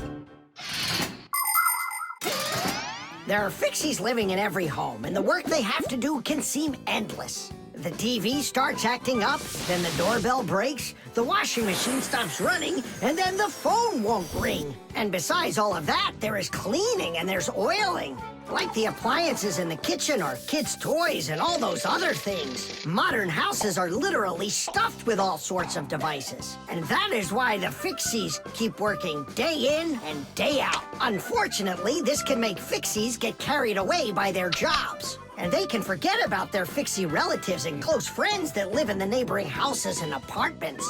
And that's not right. Just like humans, Fixies have to remember to go and visit each other more often and write each other letters, or at least send their regards. That's all. It's working again. You're the best. Now I can give a call to Katya and tell her she left her phone over here. Tom Thomas! Is that you calling? Yeah? And to who? Katya? And her phone is where?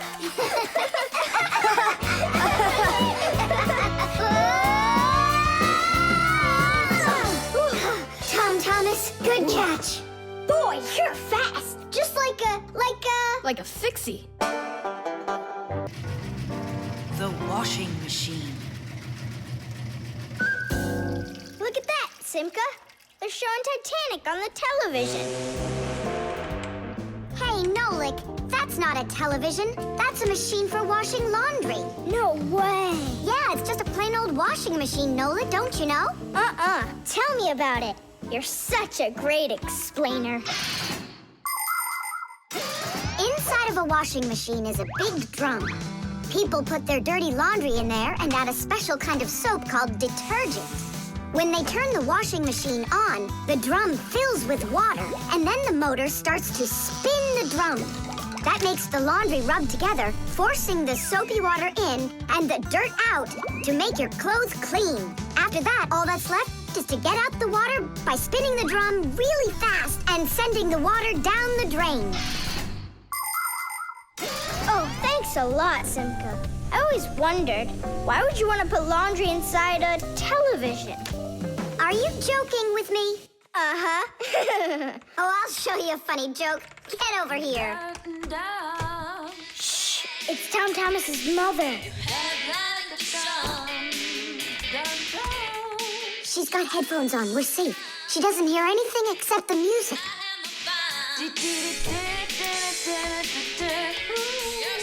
Now she'll come back, add the soap, turn on her television, and watch the second part of the movie. Again with the jokes. This time I'm really gonna let you have it. Whoa! Nolik, just do what I say. I came up with a plan. What's your plan? To run away!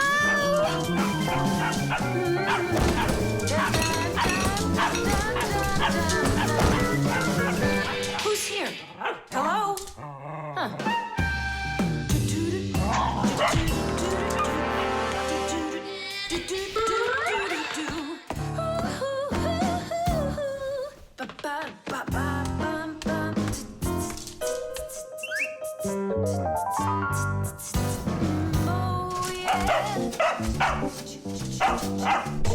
Oh, yeah. There are a lot of things to keep in mind with a washing machine to use it right. For example, do you know what can happen if you wash red and white shirts together? Well, the white one might just turn pink. No, it's not because it's embarrassed, but because some of the color from the red shirt happened to get onto the white one. Another important thing to remember is to empty your pockets before you wash your clothes. Things like keys, nails, and chewing gum might not only ruin your clothes, but they can destroy the washer, too. And this isn't only about little stuff. Big things like music players and mobile phones have managed to find their way into the washing machine. Oh, sure, these things look nice and clean after a good washing, but they certainly don't seem to want to work anymore.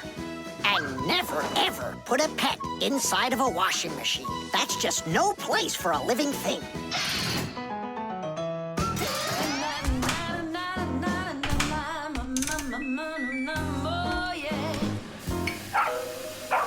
You know what, Simka? I've never been laundered in my entire life. We better get out of here, Nolik, right now.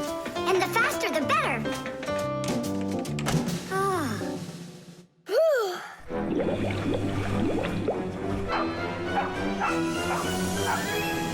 Come on, let's get going. And what about Chusaka? What about Chusaka? Let her get washed up a little in there. Maybe it'll make her nicer. But she could drown the poor thing.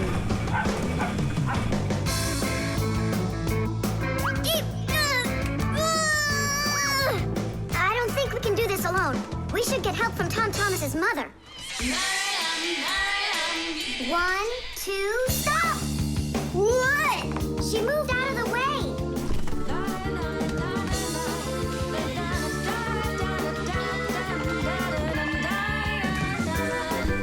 And 3. Pull it! Huh? What is that? Oh my goodness! Oh, my sweet little baby. How did you get in there? You wait right here in the tub and I'll go get you a towel. So, you wild little beast. Looks like we saved your life. We're friends now? Nolik, sure doesn't look like she wants to be our friend. So what do we do now? Same old plan. Run! The electric train. Woo, woo, woo, woo.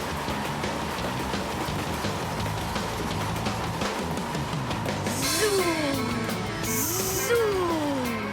And suddenly, the Earth was attacked by an alien spaceship. Pew, pew, pew.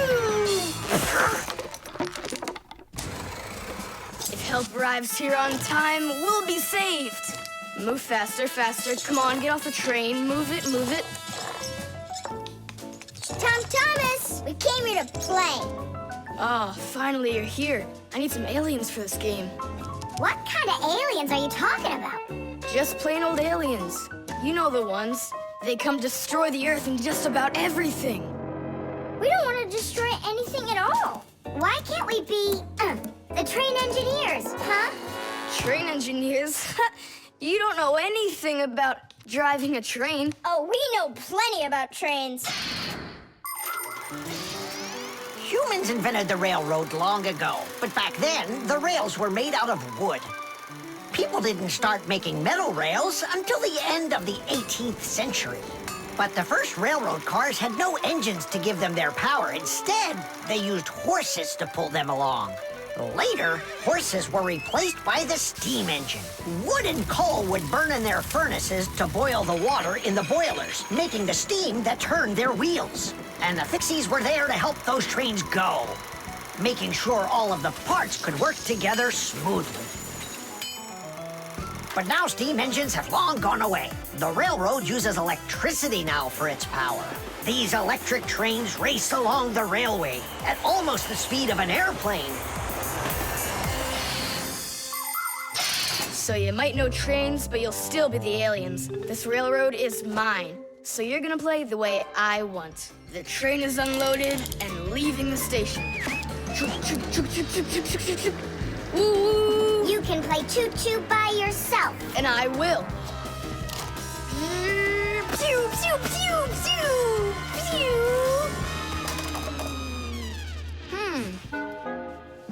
Hey, why did you stop?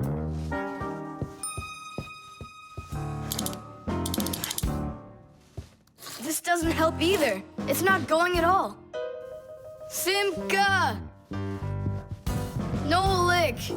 Where are you? Did I hurt your feelings or something? Mom, is Dad gonna be home soon? No, is something the matter? We've been attacked by evil aliens. The train has to be fixed right away, or we'll never escape them. You want some tea? I've got to think of something. Simka, Nolik, I know you're in there. Please forgive me if I hurt your feelings. I'm really sorry. There's nobody but you that can save the world from the evil aliens. All right, you talked us back into it. Well, let's go and check the rails. Nolik, follow me. I'm faster. Whoa! Well, so much for being faster. It looks like I found the brake. Tom Thomas, the rails are broken. I know, and so? You know, but that's why your train's not running. Just like a real train, model trains run on electricity. But there aren't any batteries inside the locomotive to pull the other cars. The engine gets its electricity from the rails. Each piece of the rail has a wire in it. If the rails come apart, the electricity can't flow through the track and get to the train. And without electricity, the train's engine just stops going. So reconnect the rails and your train will run again.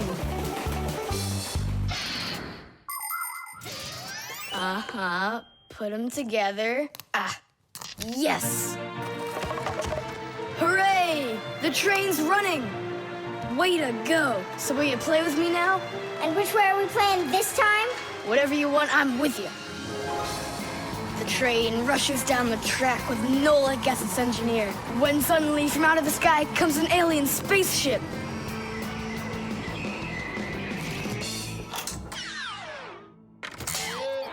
Greetings to you, O people of planet Earth. I come from far away, from another galaxy. Have you come to destroy everything? No, I've come to fix it all. Oh!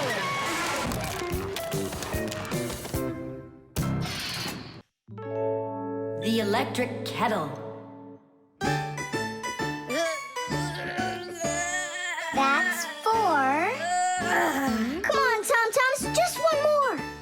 Come on now, Tom Thomas. I know you can do it. 5. That doesn't count. That doesn't count. No, your chin was below the bar. Whew, that's all. I can't do anymore. You weakling. You're the weakling. I'm not. I just haven't eaten in a while, and that's why I lost my strength. You're a slave to food, Tom. And you see, that's the difference between us Fixies and you humans. Many people wrongly assume that the only way Fixies could live is by stealing food off of humans' tables. Or worse yet, by stealing it from their refrigerators. That's just a lie. It's not true at all. Fixies don't eat any kind of human food. So then where in the world do the Fixies get their energy, you're wondering? It's very simple. A Fixie's entire life is connected with devices. Fixies not only live inside of devices, but they take care of them and help them live longer.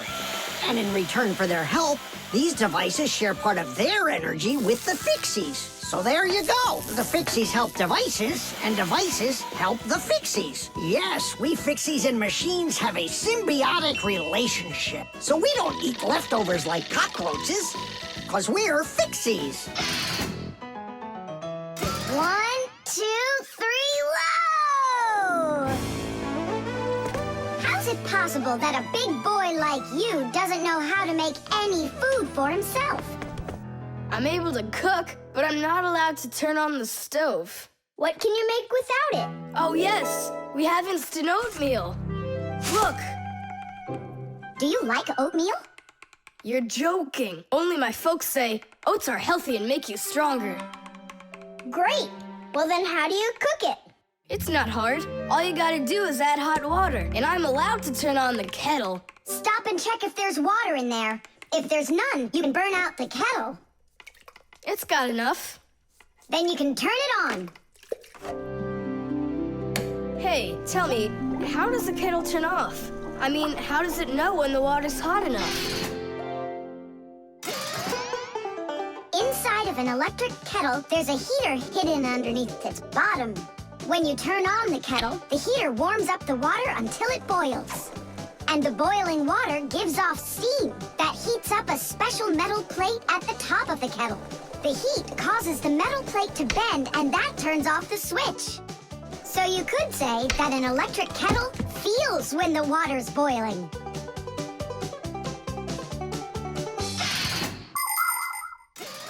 Okay, now I understand. Hey, why do you need 3 bowls? You don't need to make any oatmeal for us. It's not for you guys. It's for my mom and dad. Start out here. No! Keep pouring into this one. And I say pour it here. And I say first you should pour it into mine. Oh, Nolik! Where are you? I'll find him. Hang on, I'm going in. Ah! Simka! She was right over here. Nolik! Over here. Simka! Here. Nolik! There. Ow!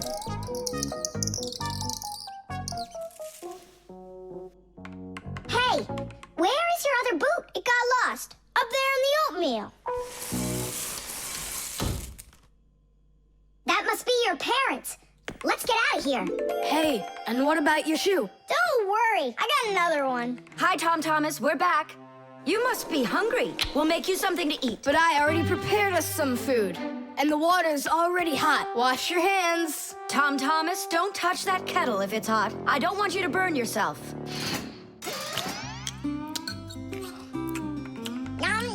So today we're eating oatmeal for dinner. Delicious. Maybe you have something else? Why something else? You're the ones that say that oatmeal's great for you and that it makes us stronger. Well, yeah, that's what we say. I'm glad that our son pays such careful attention. Isn't it delicious? Really? Huh. What's that? Oh, look, you found the boot, Dad. What? It's nothing. Just eat your food and don't get distracted. I'd like to see that oatmeal all gone, okay? And whoever doesn't finish won't get any candy. The music box.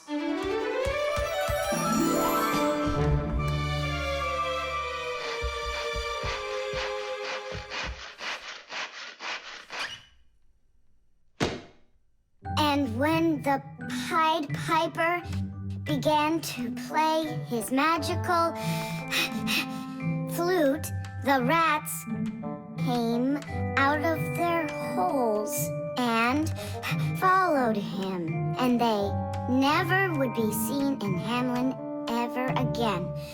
Whew. And then what? Huh? I can't read anymore. My legs got tired. Whew.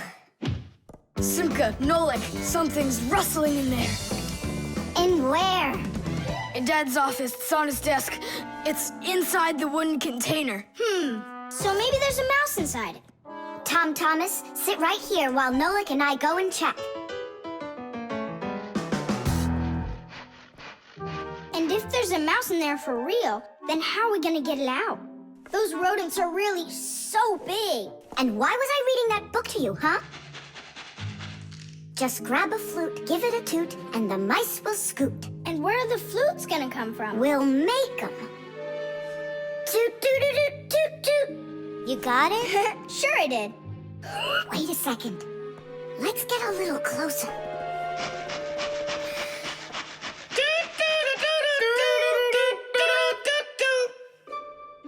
See? It's just like I told you. No more mice in there. So let's toot a little more so they won't go back in. All right. So you're the ones messing around out here.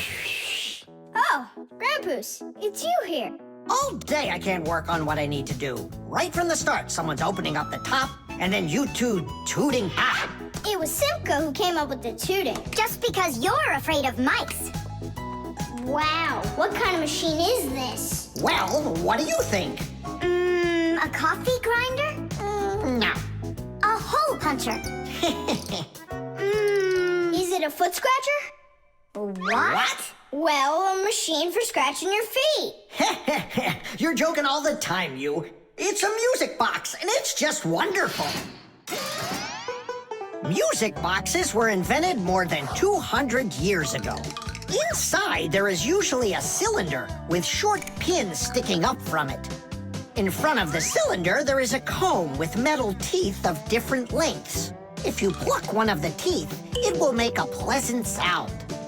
A short tooth makes a higher sound, and a long one, lower.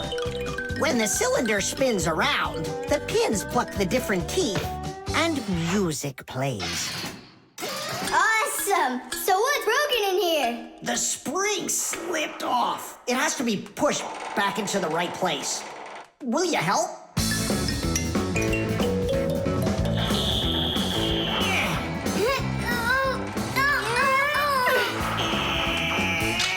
There we go. That's better.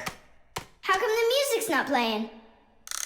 First, you have to wind up the spring with the key. Tidish! I know who can wind up the spring. Well, Tom Thomas, can you guess what kind of machine this is? A paper cutter. How about a hole puncher? You're such a joker. Now don't go and tell me it's a foot scratcher. Then I don't know. Then wind it up with the key and you'll find out.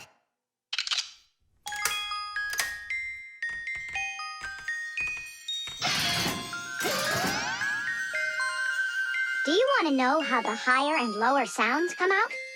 Put a regular ruler over the edge of a table. Hold down one end of the ruler and pluck on the other. The shorter you make the end hanging off the table, the higher the sound will be. The teeth inside of a music box work the same way, and bells work the same way too. The smaller the bell, the higher it rings. The sound of a violin or a guitar depends on how thick the strings are. Fat strings make a lower sound, and thin strings a higher one. How tight the string is also makes a difference. Take a piece of string or a rubber band. Tie one end to a doorknob and pull on the other end. With your free hand, pluck the string. The tighter the string gets stretched out, the higher the sound. If you want, you can even play a tune. I think I got it now. It's an old player for music. That's close, but not it. A music box is what they call it. I just said that. So, what was it in there, Just a broken spring. It's not the thing I'm dying to know. Who was moving around there? All I'll say is we, Tom Thomas. Won't let that secret out. Shh. The pen. Not here either. Tom Thomas, are you looking for me? Huh? No, for a red pen. I need it right now. What do you need it for? Here, look what my teacher wrote in my assignment book. Bad behavior during the lesson, fidgeting, and talking. What are you gonna do with a red pen? Your teacher left something out? I thought maybe, I could fix it a bit. I hope I find that pen.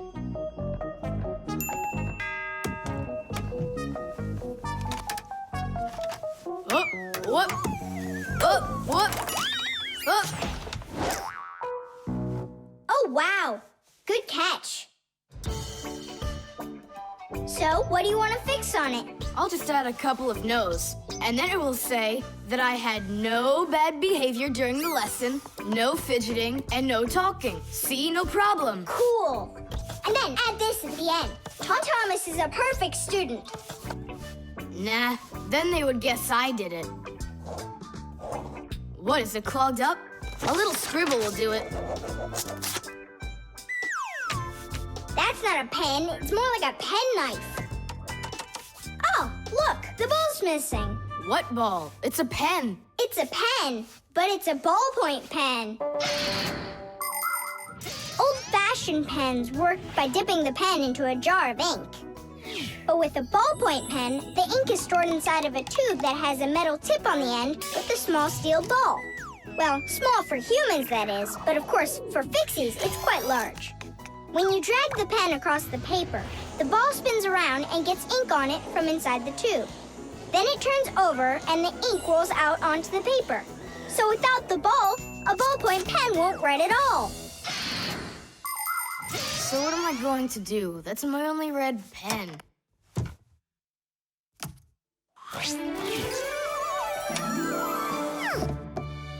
Hi, everybody. Why do you look so sad? We lost the ball from the tip of this pen. Where? It's here somewhere. Then you're in luck, boys. In the pack-a-mat, there's a metal detector. You can use it to find different kinds of metal objects.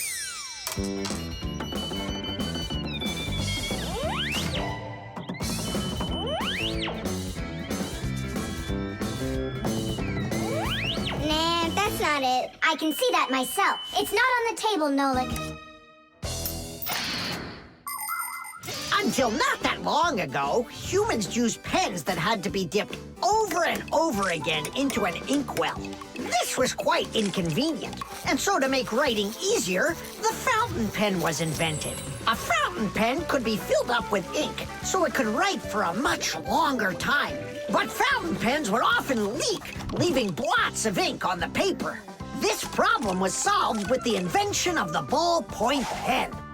Ballpoint pens are simple, handy, and reliable, except that you can't write with them on a wall or upside down for a long time. That's because the ball uses up the ink on it, and the ink can't flow up to the tip. But even this problem has been solved. There are now special ballpoint pens that can be used by astronauts floating in space.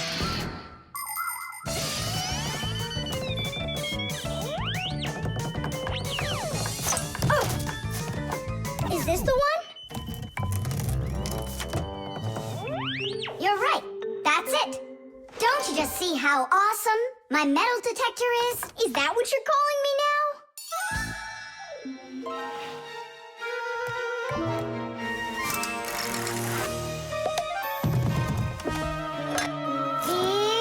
Yeah!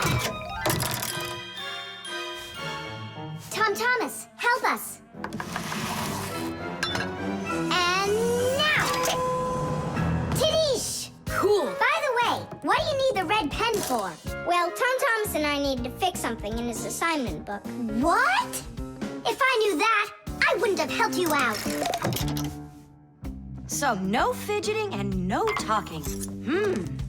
And your teacher, she writes in your assignment book when you behave well? Uh-huh. Whenever we behave well, she writes a note in our books right away. Ah, Did you see, Simka? How Tom Thomas managed to outsmart everybody? Since I see nothing else here from your teacher, does that mean you behaved badly the other days? Uh-huh. What? Well, Did you see, Nolik? How Tom Thomas just managed to outsmart himself?